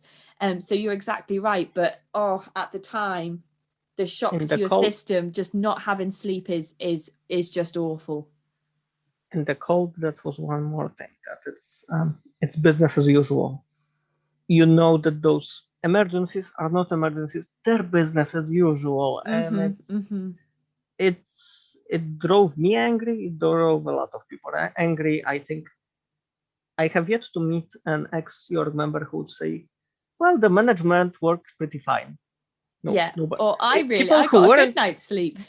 yeah, people who weren't in the management thought that management was the absolute, keystone cops, idiots, worst people ever. And when you're in the management, you then learn, no, it's actually again system. The system is so bad, and it's designed by Hubbard, supposed to know everything, and no, it doesn't work. Miscavige just broke it further, but he didn't create the original break, because people who were not in management and who left then say, oh, I think everything was perfect if they would run it as Hubbard intended, but Miscavige broke it. No, Hubbard broke it. Hubbard created it broken, and then Miscavige broke it further, but it was never great. But when you talk about Hubbard, sort of, he's looked at as the person that knows everything. You mentioned in some of your writing to me that he actually travelled in or was a part of a thing called Crowley's Black Magic Cult. Yeah. So is that where a lot of this comes from? I so want to talk about this, but if I may, I think it's going to be better if I speak about the Genesis myth first. Okay. Because if I speak about the Genesis myth, the Crowley stuff is going to be very clear for our listeners. And if I do it the other way around, they will it's going to be very confusing. Okay, yeah. Okay, so you watched the South Park episode? Yes. So what you have there, imagine it's the Bible. So you would have, what you have there is like the story of, for example, Abraham. It's like the middle of the story, and it's not the most important part. It's not Genesis, it's not Jesus, it's like the middle part. Yeah. And even more, because every Christian knows the story of Abraham, but the stuff that you see on South Park, I didn't know this when I was in the cult. Never, because you learned it at OT3. And like I said, management is one structure, the spiritual teachings are the second structure. The people who have the money and pay for the courses go up, and they have OT3, OT5, up to OT8. But when you're on staff and on the York, you just work. You don't have time to do those courses. No. And Hubbard actually wrote this down. He said, you're the guys who are gonna sacrifice your own spiritual well-being, delivering it to others. He didn't make this analogy, but I will make it now. It's like you're going to be the Moses who sees the promised land but doesn't go there. You lead the people to the promised land, but you don't go there. Okay, so the actual Genesis story, which is probably the most important story in Scientology, and it's not the one in Scientology. Okay, I'm going to run through Plato very quickly. One of the stories that philosopher Plato created is the story of the cave. So imagine guys that they're chained like slaves in the rowing ship. They just face one way. They cannot turn around. And they see this wall of stone, and they see shadows moving on the wall of stone. And they sit there so long that they forgot that anything else existed, and they think the shadows are the actual things. But we know that they're just productions made by people and other stuff moving there. Yeah. And Plato says, well, there can be one guy who kind of goes out, he sees the actual things, then he has to go back and he has to describe it to the guys who are chained. And this is one thing that is in Scientology. That is, okay, I'm going to put my words very quickly. It's basically that you're in sort of a matrix. That is not the ultimate reality. I will get to it later, but now I have to jump to Plotinus. He's the second philosopher. He's the father of so-called Neoplatonism. Sorry, I have to say that, but it's nobody. I don't remember anyone posting this on the internet. No, and this it's is very important. Plotinus is a guy who he was an Egyptian. He lived roughly at the time of Jesus. He lived after Plato. And he took this metaphor of the cave, but he structured it and explained how this works in the actual universe. So he said the universe is created out of several layers. It's not like different dimensions. They all exist in the same universe. So the topmost layer is called the One. This is the infinite reality. Okay. This is everything. This is the undifferentiated reality. This is the all-encompassing everything. It's not a sentient God. It doesn't think. It doesn't have a personality. It encompasses everything. So there cannot be anything more because it is already infinity with everything. You cannot have second infinity. This is everything. Mm-hmm. So below the One, kind of created by the One, is the so-called pneuma. And this is the level of the Platonic ideals, the ideas like the number P or mathematical equations, etc., physical laws, the things that are always true regardless of what happens in the physical reality. Below pneuma is psyche, spirits, souls. Below souls and kind of created by souls is chila, it's matter, it's physical matter. Okay. It's the atoms. It's this desk. This is chila. This is matter. This is okay. Matter. Yeah. And now I'm gonna jump all the way to Hubbard. So Hubbard knew about this because he got it from a watered down version which is called Gnosticism. GNO, Gnosticism. Gnosticism takes Plotinus and dumps it down. I'm gonna be super fact. It dumps it down so it can be a cult for simple people. Yeah. It says because Plotinus said all those things exist in the same time, in the same place. They're all produced by one another. Right. And Plotinus also said, yeah, we're spirits, but we're also in the physical universe. And it would be very unnatural and bad if we would become just matter or just spirits. That's not how humans work. Gnosticism brings it to a very simple level. Matter is evil, spirit is good. Okay. And they say, well, we were always just spirits, but somehow we got enmeshed in this matter, and now this is we're in an evil state. We're in hell. This is hell. Okay. And we have to go back. Okay, now Hubbard.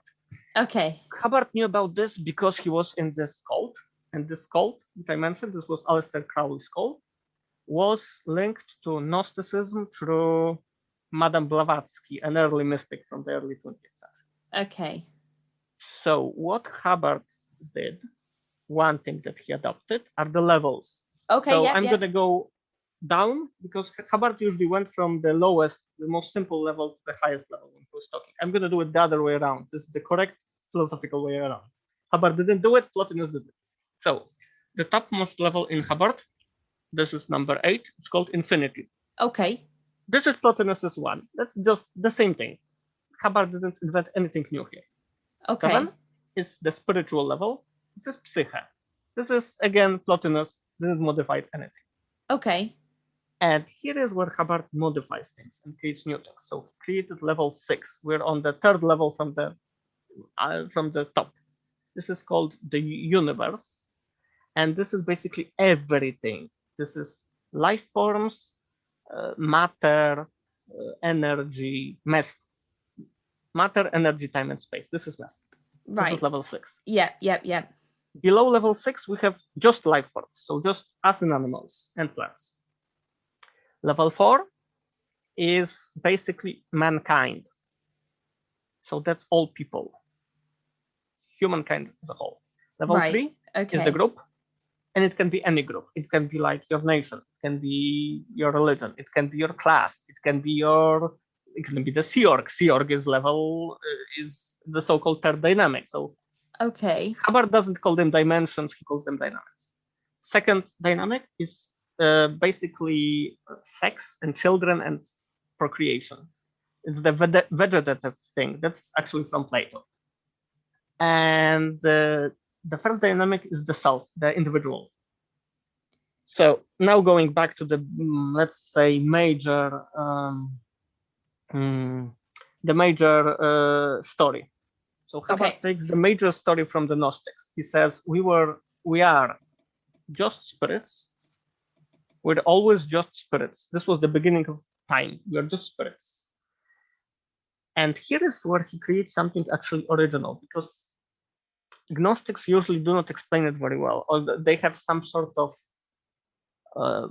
demon figure that causes it. that makes the spirits linked to the material universe. Hubbard does something very original. He says, we were bored. He says, well, okay, I'm going to give an analogy. You ever played SimCity or Sims or something like that, some computer game? So SimCity, that's going to be a good example. Imagine you're playing SimCity in a total full sandbox mode. You don't have any money, the people have no needs, you can build everything, you can build buildings on water, no limits. How long are you going to play like that before it starts being boring? Yeah. So Hubbard says, this is what happened. We were bored. So we created, he calls it games. By games, he also later will mean calls. I will get to that. So he says, we created games. We set ourselves a limit. We said, okay, now like in football, like in European football, you cannot touch the ball with your hand. That's a limit. You cannot go out of the field with the ball and stuff like that. So we created limits for ourselves to make things more interesting. And we started to play with other titans, other beings. Because we did it for a long time and it was attractive, it was fun, and it was engaging those other beings, we started doing it more and more. And at some point, we forgot that we cannot touch the ball with our hand. We couldn't touch the ball. We programmed ourselves so much that we literally couldn't touch the ball with our hand. Right, yeah. Other things that we did, we actually created the physical universe. And this is very Gnostic, and this is like Plotinus, because their matter is created by the spirits. So he said, we created the material universe, and we're playing with them sort of like with dolls, like with Ken and Barbie, yeah? And at some point, it was such a good role-playing game, we started to believe that we are those dolls. Mm-hmm. And this is where everyone is. We're now thinking that we are those quote-unquote meat bodies. We're thinking that we are in the material universe. We're thinking that only the matter exists. We're thinking, oh, the soul is contained in the body if we believe in a soul. And I'm going to quote Robin Williams because he was in a different cult, but his expression perfectly expresses what Hubbard means. He said, my soul is not limited by my body. My body is contained in the limitless of my soul. And this is the big story. Zeno, he's just one of those guys who's trapped in a meat body. It's not very different from me or from you.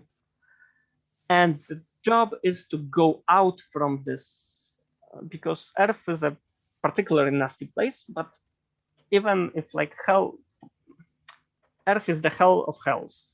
But even if you go out of Earth, out of this problem that we're now in, you're still in the problem of being in the material universe. You have to break out. And Hubbard said, well, Scientology is like the first step on that. I found a way to do it. I'm gonna guide you. I'm not the God. I'm the guide who will teach you how to become God again, because you already were there. So this is, and back to Crowley's cult. He got a lot of this from Crowley because Crowley got it from Madame Blavatsky. Madame Blavatsky got it from Plotinus. This is how it goes. Now the actual story, the historical event with Hubbard. Hubbard left the US Navy after World War II, where he didn't have a very good career. At the end, he was basically censoring other people's mail. He had a desk job. So he left the Navy. He was in a bad point in his life. I mean, he was separated from his wife, probably because of his own failures. He didn't want to go back to her, but he was separated from his wife. He couldn't find a very good job. He was a penny for word writer before the war. He couldn't find a good job after the war. He started writing to the Navy for disabilities, for various problems he created.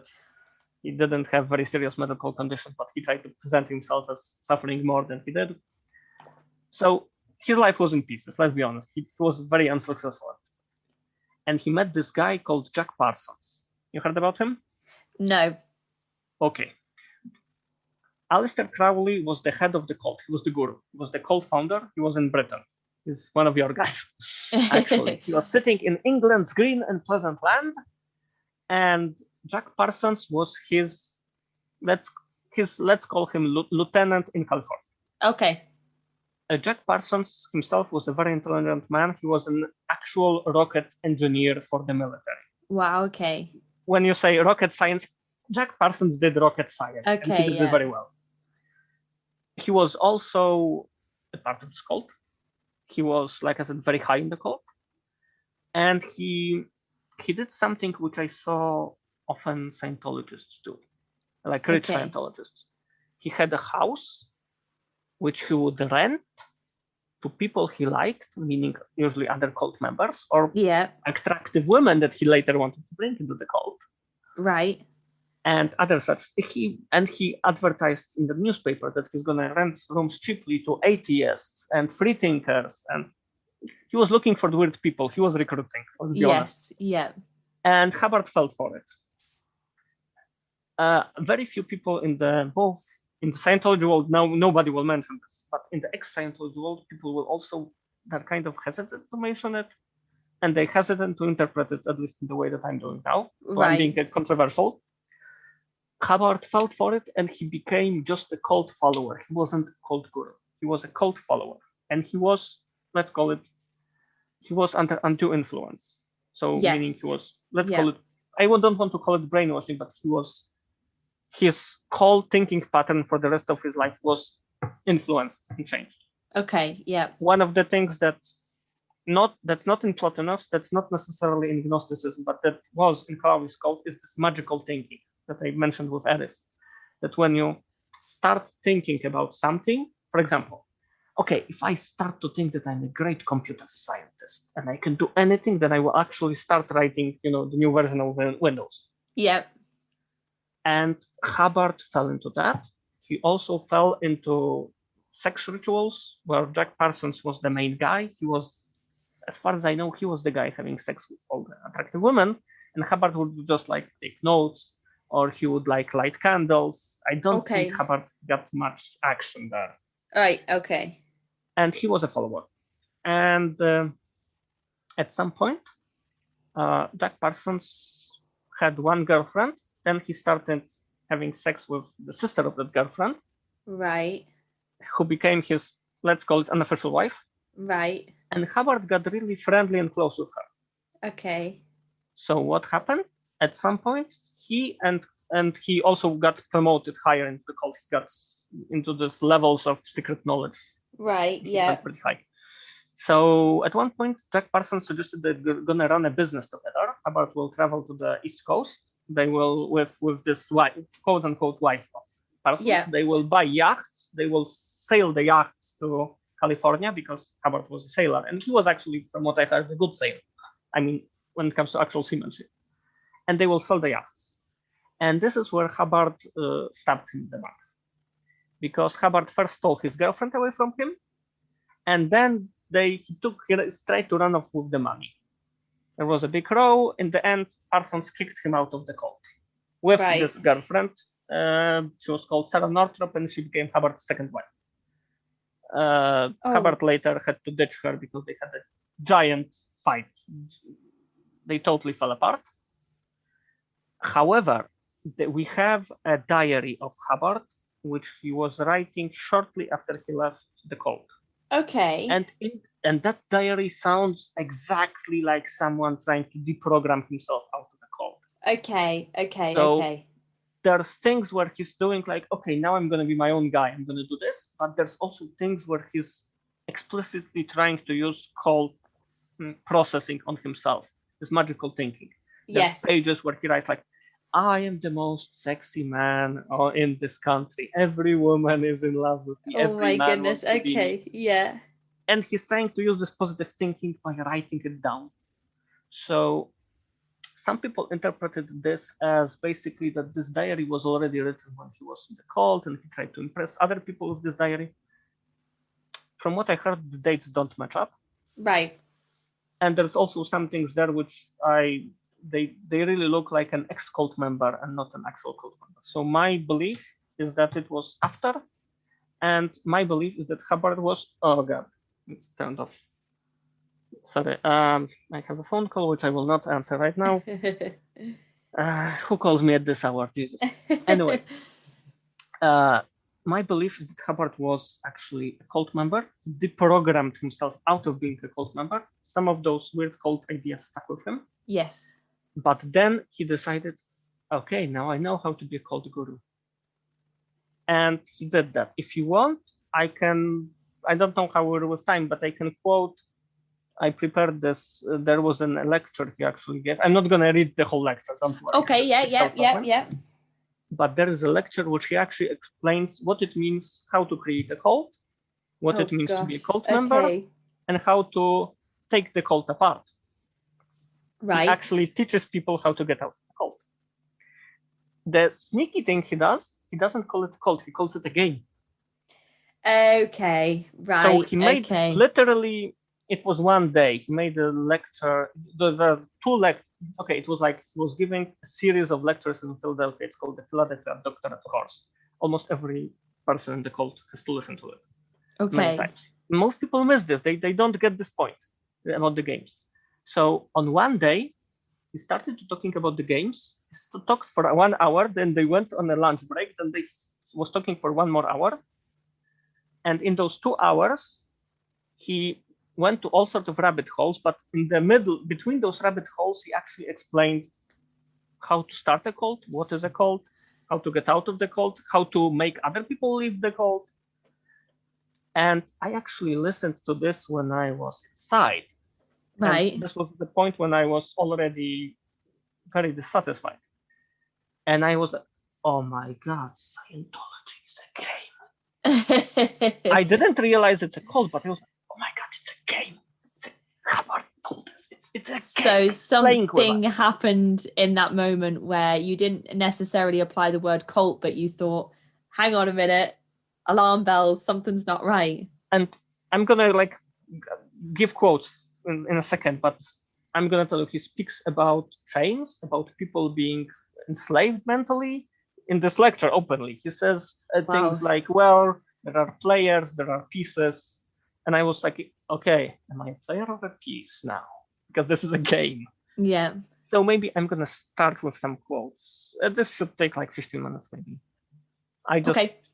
Because like I said, it's 2 hours of him talking, but there's a lot of other things he says.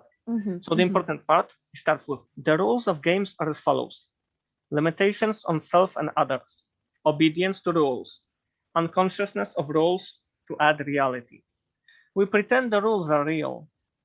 ARC, unquote, ARC means basically good report, friendly attitude towards. So back to him. ARC with others to play. Pain as a penalty which will be obeyed. You have to have a penalty that will be obeyed, otherwise nobody will stick with the rules. Oh gosh, okay. Agreement to rules and penalties is necessary to continue a cult, a game. I can exchange cult and game in this. When I say game, I mean cult. When I say cult, I mean game. Yeah. And he says, oh boy, are they? Meaning, are the penalties necessary? So this is where he sets it up. The rules of cults are as follows. You have to put limitations on yourself and others, obey the rules, and boy, did he write a ton of policy letters and rules. This guy wrote more than any other cult guru, from what I know. And you have to have ARC with others to play. You have to be in good rapport with other members. There has to be love bombing. You have to be in a close-knit group. This is what the Sea Org is about. You're all about the group. Go, go, go, go, go. You're all, gang-ho, we're all together. And agreement to rules and penalties is necessary to continue a game. Well, guess who was the one enforcing the rules? Well, that was me, among others. And Mike Render, and Osa, and all the other people in ethics, and also security, another enforcement department. Okay, next quote. There's a game called Freedom, which is what you're playing right at this minute. And games contain trickery and misdirection to win. Your 180-degree vector of have and agree.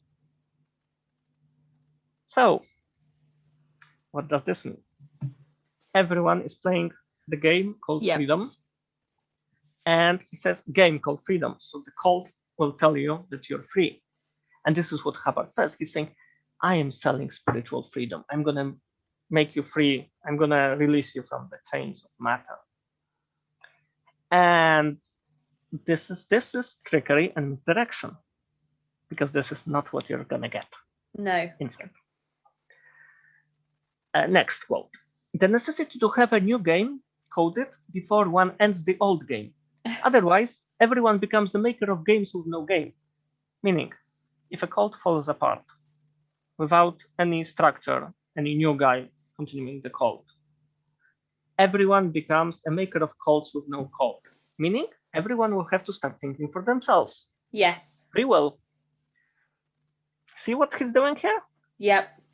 And it's quite scary, really, that this is something that everybody's told to listen to as well. you know, it's like this. When I was discovering it, I discovered it myself. However, there's a guy called John Atack, who was in Britain. We had no communication before.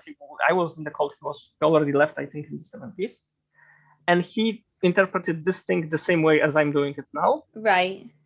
And he also wrote one of the most famous books on the topic. He wrote, "Let's Sell These People a Piece of Blue Sky." And I didn't know about him. He doesn't probably still know about me. And we came to the same conclusion. And this is why I'm telling you this thing right now. Because if it was just me, I would be thinking, maybe I'm reading stuff into this, which is not here. John Atack is a super intelligent person. And he's probably the most knowledgeable historian on the subject. Right, So okay. If he interprets it this way and I interpret it this way, I'm feeling really comfortable that this is what is going on. This is what he meant. Yep. And one more point, Hubbard was a narcissist, probably a malignant one. And if one studies, for example, there's a guy called Robert Hare. He wrote a book about psychopathy, like clinical psychopathy. Robert Hare is a clinical psychiatrist and psychologist. He worked for prisons in Canada, the prison system in the United States. And he said one of the things that psychopaths do is they like to show something he calls duping delight. So they leave obvious, or maybe not so obvious, but they leave clues for other people to see what they're exactly doing. Mm-hmm. And when nobody picks up on this, they kind of get great enjoyment out of this. They laugh. They say, "Oh, those people are so stupid. I am so smart." This is what Hubbard is doing here. It's Thousands really, of people it's scary. It's and if people are told to sit down and listen, and they don't and they don't have the same reaction as you, or that the alarm bells don't go off. I mean, what more would you need to realize that something's not right? To be honest, Hubbard taped, I don't know how many, probably months of lectures. And you're just reading all of his stuff and listening. You're usually listening to it, not reading it. And what I'm reading now is like spread out over a 2-hour lecture, and there's, like I said, there's millions of lectures. So you have to stumble onto this, and you have to be really awake when you're doing this, because if you're really listening to this after 6 hours of other lectures, it's gonna go over your head. Yeah, of course. Yeah. Hubbard has a droning voice when he wants. I know. And everybody said he was so charismatic, but I don't. He can be funny. I didn't get it. I didn't. I watched some of these preachers and televangelists, and I think, wow, that the energy that they give off, and you can see why everybody in the room is like riled up by these people, these speakers. Like even Jim Jones, for example, when you listen to him speak, and then I would listen to L. Ron Hubbard, and I just didn't get it. Just didn't get the same effect from him. He's different. He definitely is. He doesn't like to appeal to emotions, actually, in comparison to other cult gurus. I think even the way David Miscavige talks is more energetic. Yeah, and sort of riles you up a bit more than L. Ron Hubbard, but maybe he needs to do that because he's the quote unquote successor. And actually, on that point, you had your own theories about what you think might have happened to Shelley Miscavige, just because the episode that I'm releasing alongside this for the Conspiracy Vault, which is the other podcast episodes that I release, is an episode on Shelley Miscavige and the different theories that surround her and what people think have happened, and you have your own set of theories. Yeah, I'm pretty much one theory. I will say that I don't know what happened to her, Yeah. but I will also say I am certain I have the good idea. There's a difference between knowledge and certainty. I have certainty, I don't have knowledge, but I have certainty. Right. So if you're in the most important thing to understand in this context in the Sea Org is that Sea Org is a paramilitary organization. It's like the Marines, just without the actual combat. A better analogy for people who studied history would be it's like the Teutonic Knights or like the Knights Templars. It's structured as a military unit. The culture is like a military unit. It has the looks and feel of a military unit, but most of the work done is actually administration. Right. However, it's still a military unit. So basically, David Miscavige is not just chairman of the board. That's what he's called. That's not how people see him. He's the commander. Yes, yeah. And he's an absolute commander. He's command intention. So, and what he says is command intention. And the CMO guys he sends out are command intention. And if you're married to a person like that, and I saw many marriages in the Sea Org, maybe not with, I didn't see Shelley, but I saw other people, and I'm pretty sure it's the same everywhere. Your first and foremost relationship is to the organization, and your relationship to the other people is defined by your post, your position, your rank. Right. And he's the boss of everyone. He's commander of all. So he was for Shelley, he was her commander first of all. He happened to be her husband, but he was first and foremost her commander. Right. I don't know what happened between them, that she fell out of favor, but it was obvious she fell out of favor for some reason. Maybe she did something in a way that was inefficient and created a problem because she was an administrator. Uh-huh. Maybe it was personal, although I doubt it, because from what I heard, David Miscavige takes everything personally, but he's not a person who he's not high on people skills. That's not high on his area of priority. I suspect she botched some project, or he thought that she botched some project, or for some or other reason he got mad at her. And he got mad at a lot of people. And when he got mad at people high in the organization, he would kick them out to like very low positions. He would put them in the hole, which everyone I think knows about right now. I didn't inside. Okay, yeah. And this is something he also does, he sends them to faraway places that are locked away, that do not have contact with the general public and the police. Yeah. There is a woman who is now an ex-member, who was, because basically her father, I don't remember, he was some sort of important person, and he was out of the cult. And he was causing problems for the cult. So what they did, they sent her to the ship. Scientology still has a ship. They still operate a ship that goes out to the sea, and people have high-level courses there. So he sent her to the ship, and she was basically stuck on the ship. They didn't let her out to go out into the ports, etc. And she was stuck there for, I don't want to lie, but I think it was over a year. I think it was several years. Okay. Oh my goodness. And what I'm gonna say right now, this happens all the time to all sorts of people, to various degrees of severity. So when I was in LA, an order could come the next day saying, well, Karakorum, you're going to be deployed in Taiwan. Right. We're moving you to a different continent. And you're not going to be the ethics guy, you're going to do qual. Basically, you're going to be the supervisor of auditors. Okay. Like, okay, I wasn't even a good auditor. Why do I want to do qual? What happens? Trained or not, had it or not, you will make things go right. Okay. So, when you want to lose someone from the management, you want to get rid of them, absolutely, and you're the boss of everyone, you just give them an order. You just send them to some closed base. Gosh, yeah. You give them a task, and it could be a stupid task. Like I was speaking about desk jobs, but there are jobs inside the Sea Org which are not desk jobs. There's something called Golden Era Productions, which makes films and transcripts and tapes of Hubbard and like promotional materials and videos and ads and all sorts of audiovisual things. And there are Sea Org members there whose only statistic is like the amount of CDs produced. And they just put there and they work with the plastic and the things. Yeah.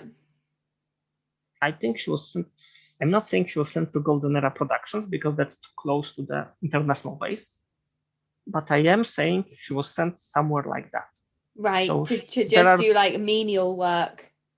Menial, maybe it's not entirely menial work. For example, the transcripts of old interrogation that I was having, I never found out who was making those transcripts. Okay. And sometimes there were mistakes, so I wanted to complain, right?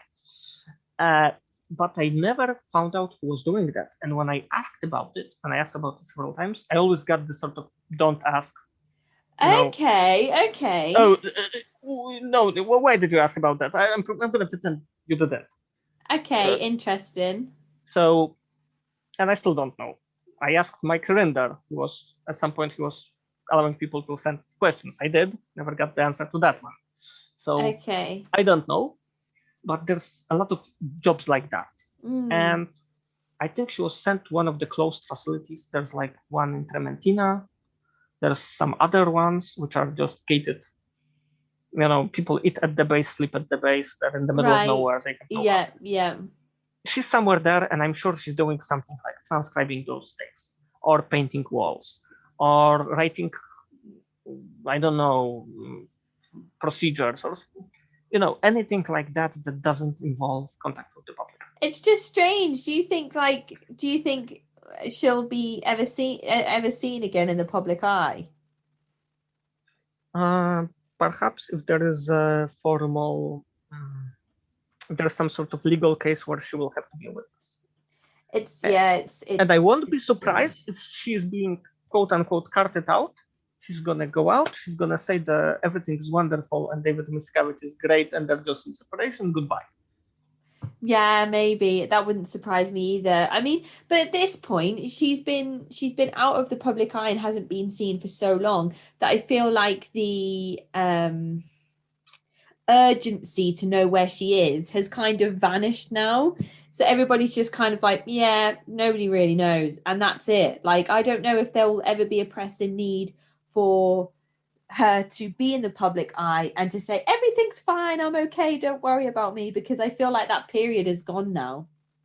Everybody's just kind of made their peace with her just not being around, and who knows what's happened to her. The cult will not bring her out unless they're literally forced to, unless they decide that's the less damaging option. Short of a court case, I don't see a reason why it would happen. And if she didn't leave for so long, I'm not expecting her to escape. Also, I'm just going to stress this point very strongly. There's many people like that. She's not the only person, quote unquote, missing. No, but I think the interesting thing about that is she was in such a high position as the wife, and I don't know, they were seen as like such a power couple, and for her to just receive this almost same treatment, obviously I'm speculating because I don't really know what happened, but for her to receive the same thing as what happens to other sort of lower level members of the church, that I think that's what's really interesting and almost quite scary, that something would be done to her in her position with her status, I guess. For me, that's absolutely not surprising. The higher you go, the higher the danger is. It's like being close to Stalin. The closer you are to Stalin, the more likely you're going to be a victim of a hurt. I don't know. But what happened? What happened? A lot of people are like that. There's a guy. I'm going to give a specific example. There's a guy called Hubbard. Who was a very high administrator. He was higher than Shelley Miscavige, from what I understand. And his wife is now a very outspoken critic. She left the cult. Their son died in the cult. She hates the cult. In comparison to her, I love it. She's the arch enemy. Right. And she was trying for the longest time to get information what happened to him because he was in the hall at one point. And he was missing, just like Shelley. Exactly. Nobody knew where he is.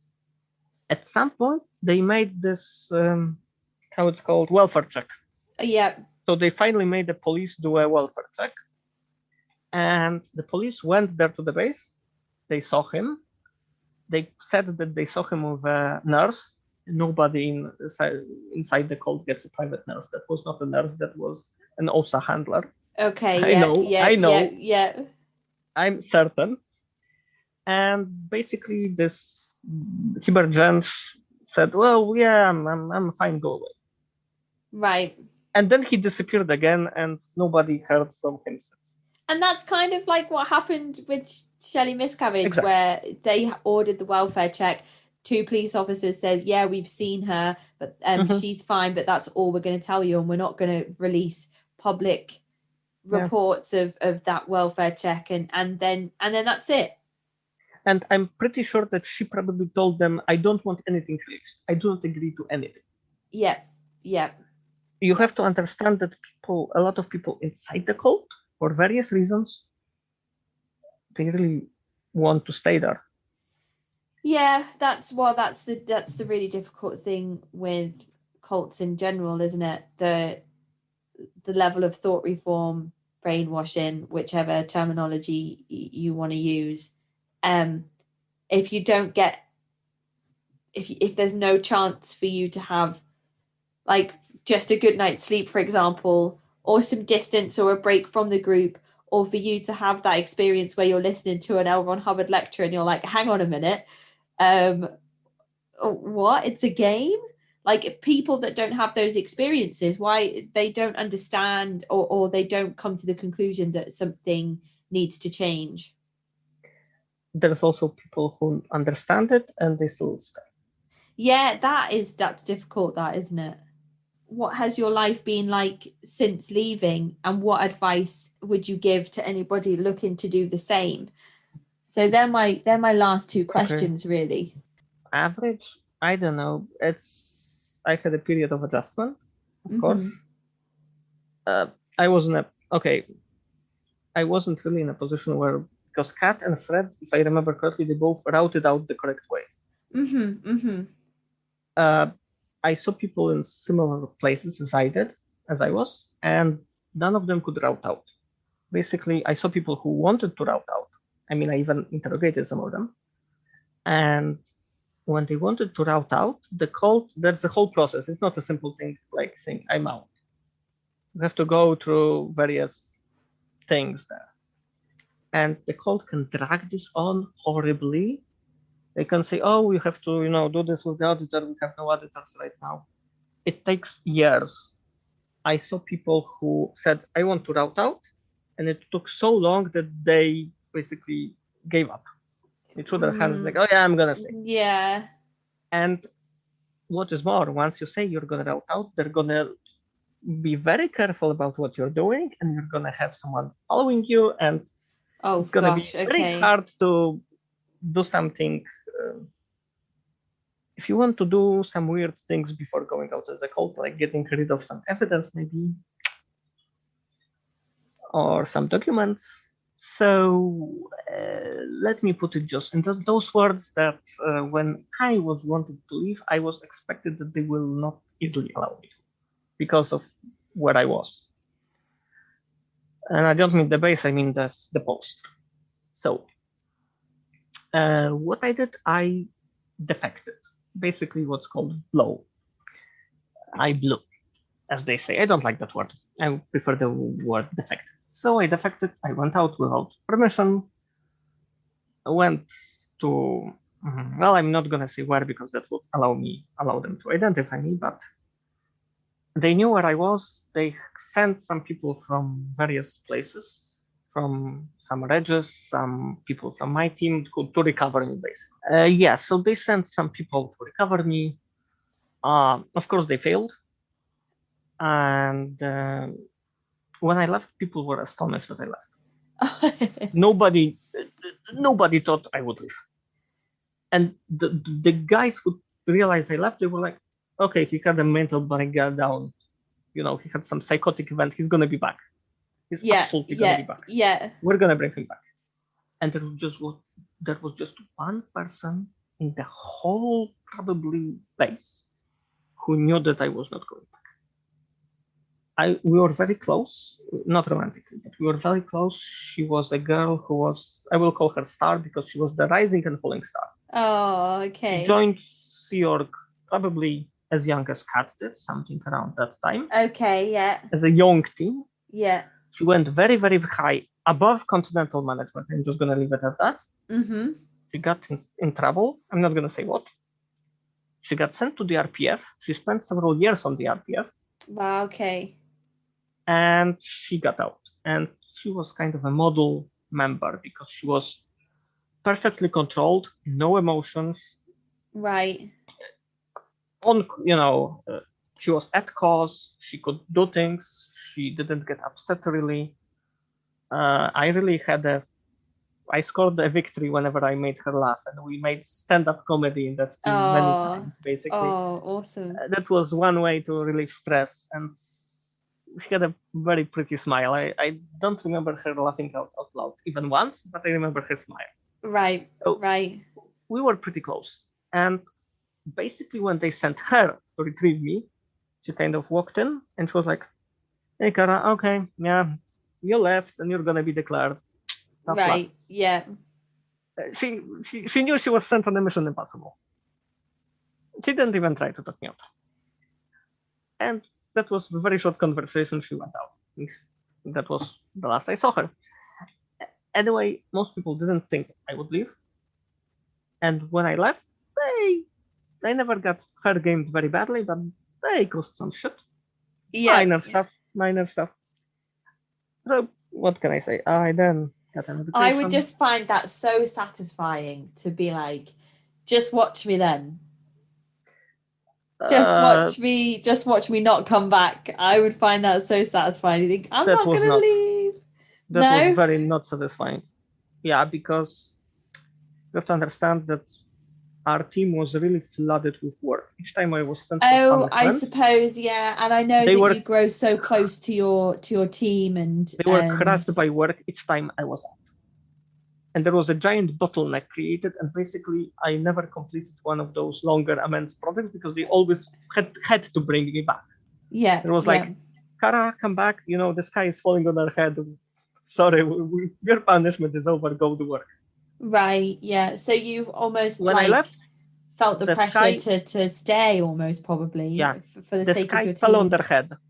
The sky fell on their head, and they were crushed with work. Oh. And I know for a fact they didn't end up well. They went to some real, when they were sleeping 4 hours a night before, imagine what happened later. Yeah. And I felt very bad. That wasn't good. You know what felt good? Maybe that's going to be a reason why people stay. And I'm going to ask your permission to be slightly. Yes, yeah. And when you're an ethics officer, you get to interrogate people. And sometimes you meet and you get to know them really well, especially on the escalate level, because you take out their files. Yeah. And for example, I'm going to give the same example, like a guy who was supposedly doing quid pro quo, was abusing female members. Right, yeah. So I would find out about it. I would get some pretty credible reports. I would take his file. I would take his wife's file. I would take his dad's file, if his dad was in the call. I would read all his dad's confessions, everything his dad ever said, everything his wife ever said. I would check all his files. Why he married this woman? What was wrong in his marriage? What was right with his marriage? If he has children, I would check them. I would check the files of his subordinates. Okay, yeah. I would check his auditing sessions from years ago when he said, in the auditing session, people talk about their child for their long. So I just find the part where he broke his foot when he was 3. Okay. And then I would bring him in, and for the final interrogation, he was probably a person who already went through other ethics officers before, so he knew the list. I start to ask him the regular questions, and something like, instead of asking question 19, which you should do in Hubbard's theory, you should go question by question. So I ask question 1, 2, 3, 7, 8 up to 18, and instead of question 19, I'm going to ask, okay, tell me about the time you broke your foot when you were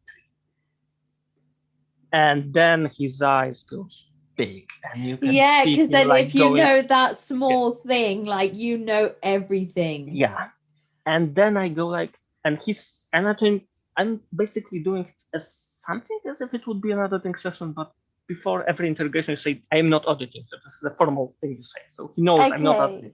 And I'm saying, okay, tell me again about the time you broke your foot. So he's saying, and then I can bring something like, okay, the one thing is wrong. The guy in the car, that was not your brother, that was your older brother. And he's like, shit. Oh, that's so scary. That's so scary that you have that level of information. And you can use that. And what is also scary is that you can kind of modify those things. You don't have to, when you're the beat cop, you have to do things by the book. When you're the upper level cop, you can do things which are not by the book.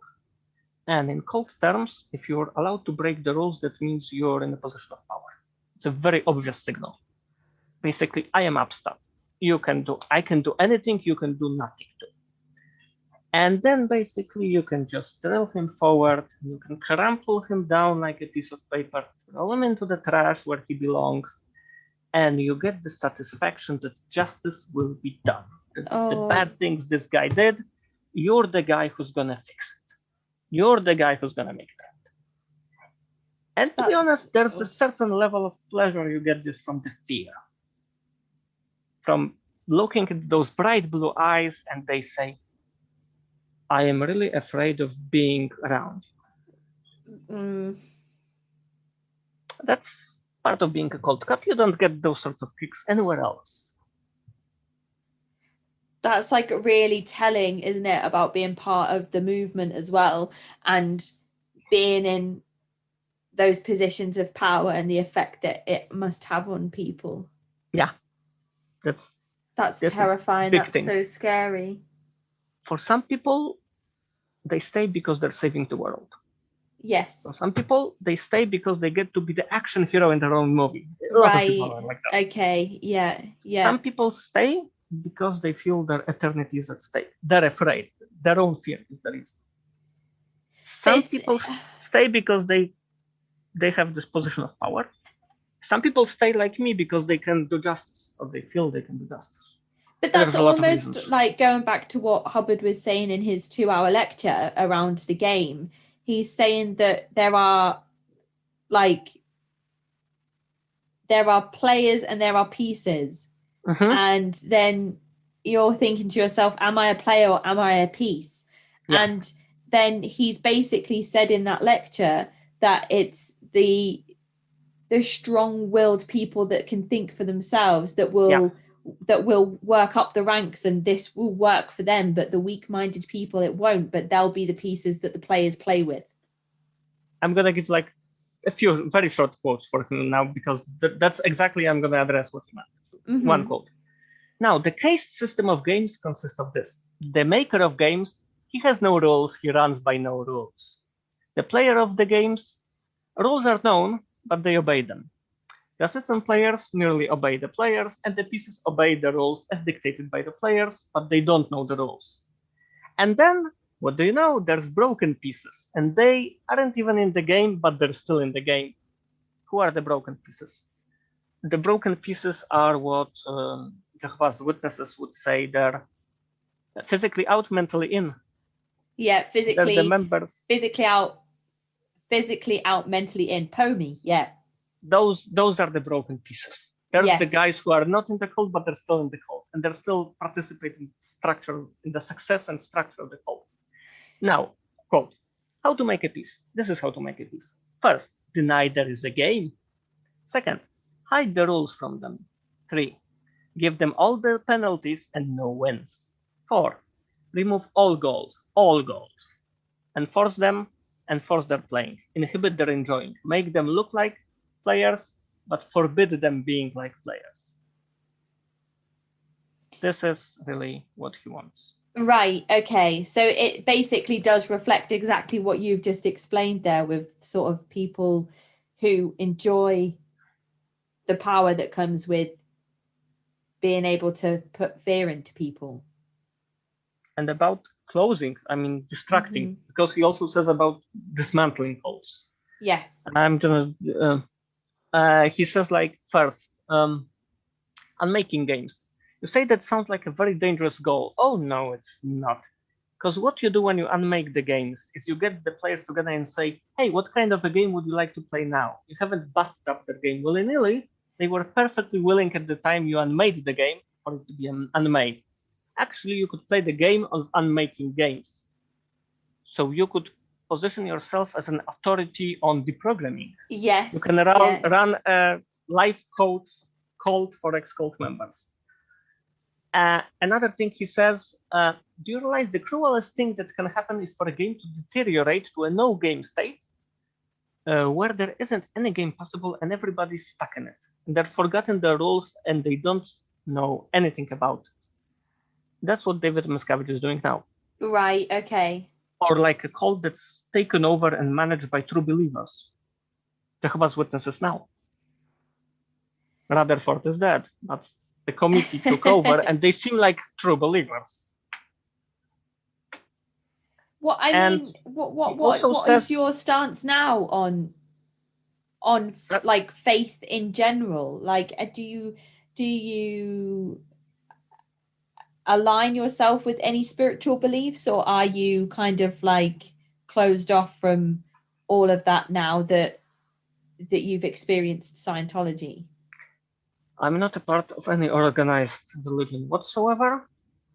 I still hold certain beliefs which I consider metaphysical. Okay. I don't feel it's interesting to talk about them because it's not. I don't believe in convincing people. No. And what about Buddhism and the sorts of things that your grandfather would teach you when you were growing up? Do you still maybe hold some of those values? No. Not Buddhism. I just always find it interesting to see how people think and feel about spirituality after experiencing such abuse, after moving away from the movement that they grew up in.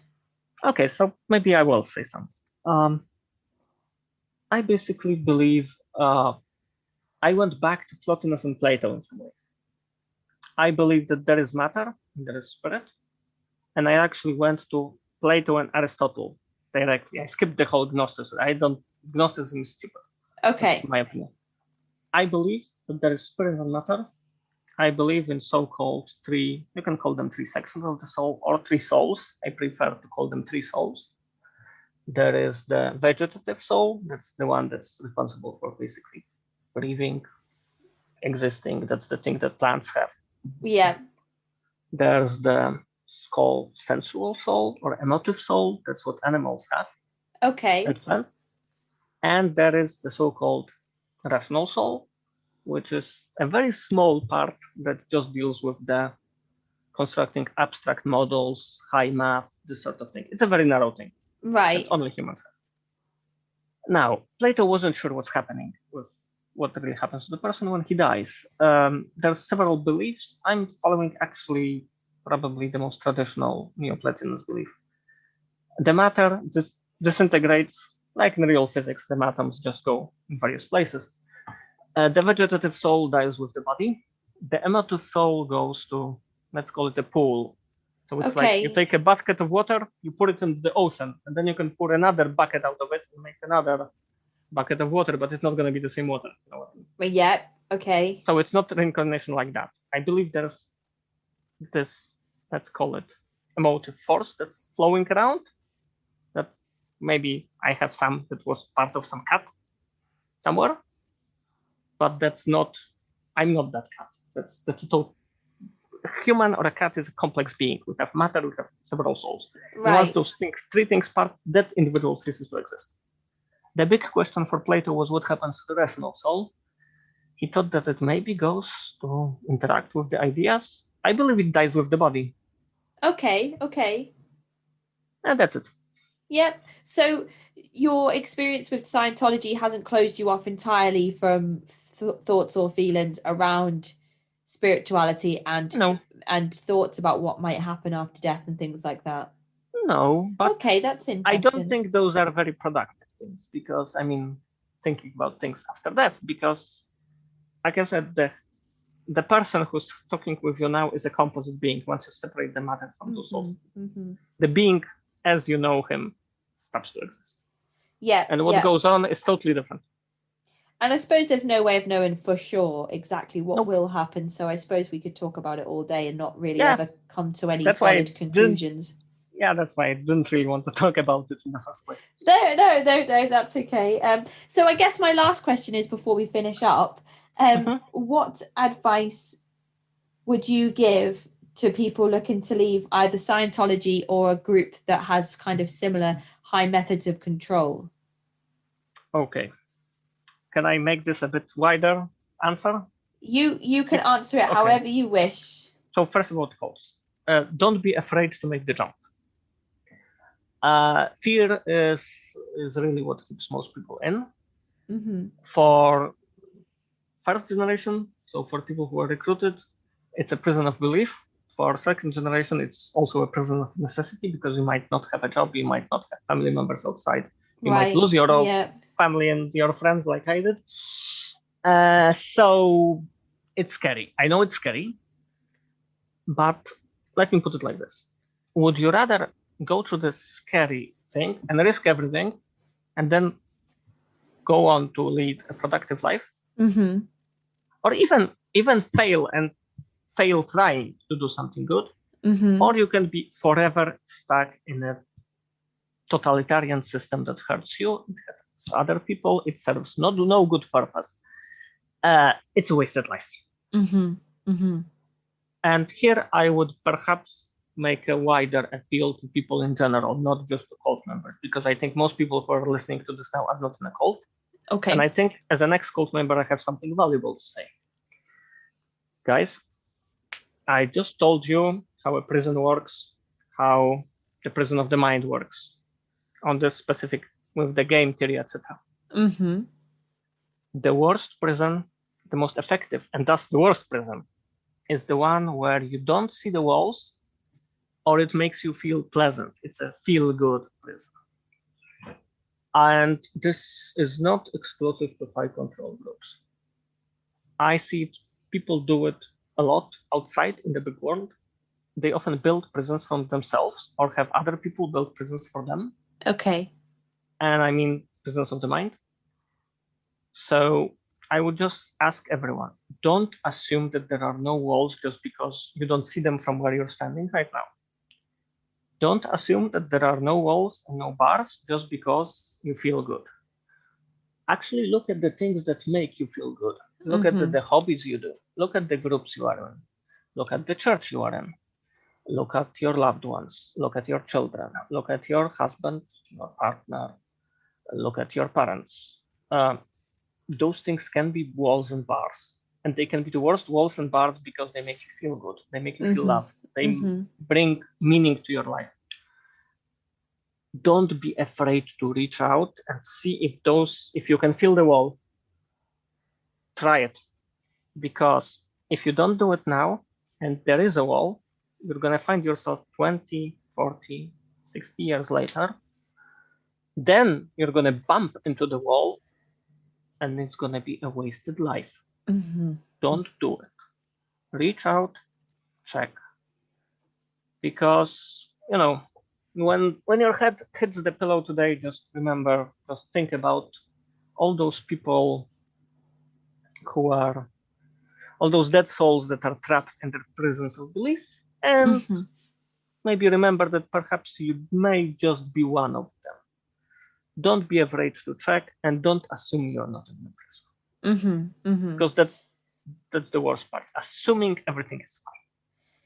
I think that's interesting as well, in terms of people that aren't necessarily in a cult or sect movement or group or whichever word you want to use, but people that use social media for that instant gratification, for the likes and the follows and things like that, for the rush of dopamine that you get from that, and then it wears off, and then you're like, oh, actually that made me feel happy, but not for very long. And then the effect that social media could have on somebody else when they see a picture of somebody's quote perfect family, whereas that picture's just been posed for that post, and then you compare your life to other people's.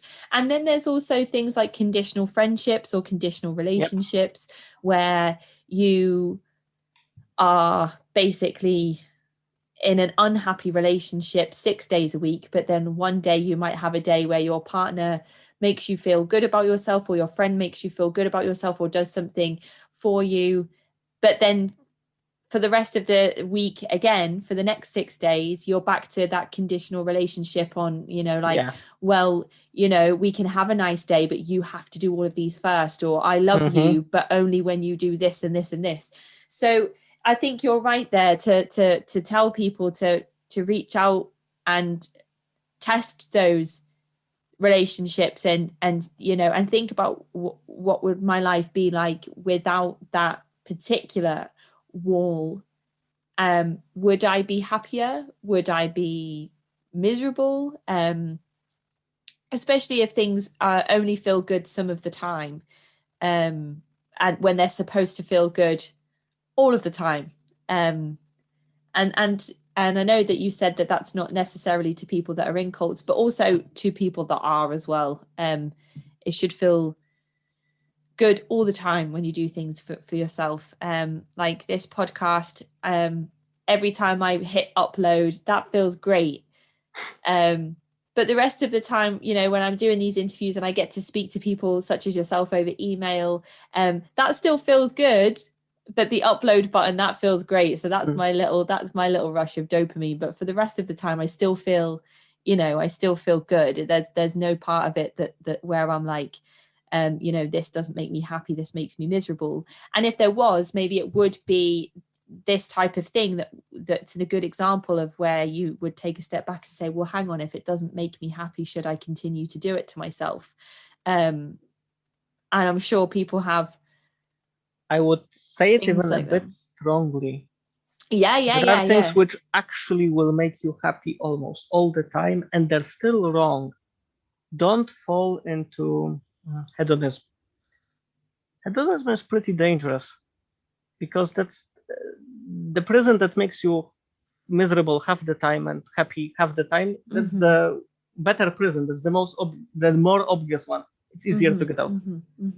You may actually, and I'm going to give a very extreme example, you may actually find a person who's very loving, unconditionally, great person, but for some reason he or she is stopping you or grinding you down at some level. Yeah. Maybe he or she doesn't want to, but the whole point of being with this person will stop you. And I'm not going to say that, practice disconnection like Scientology, but just don't assume that if something feels good, then that is automatically good. Don't confuse feels good with is good. That would be my point. Test it. Think about it. Don't just leave it in the corner of your mind, because at some point when you're going to hit this wall, it's not going to be pretty. I know I hit this wall many decades after, 2 decades over when I started my path, and it's not pleasant. And I'm so happy I hit it after 2 decades and not after 7. Yes. Yeah. To have that, so late on. I mean, even after 2 decades, that must be so hard to deal with, and to kind of get yourself back on some sort of track or level. Oh yeah. But then every decade after that, 30, 40, 50, 60 years, I can't even begin to think how you would go about that. But especially because as you get older, I feel like things are more difficult. Like I only learned recently really what Reddit is. And I use it all the time. And I know everybody's probably like, stop mentioning Reddit in the podcast.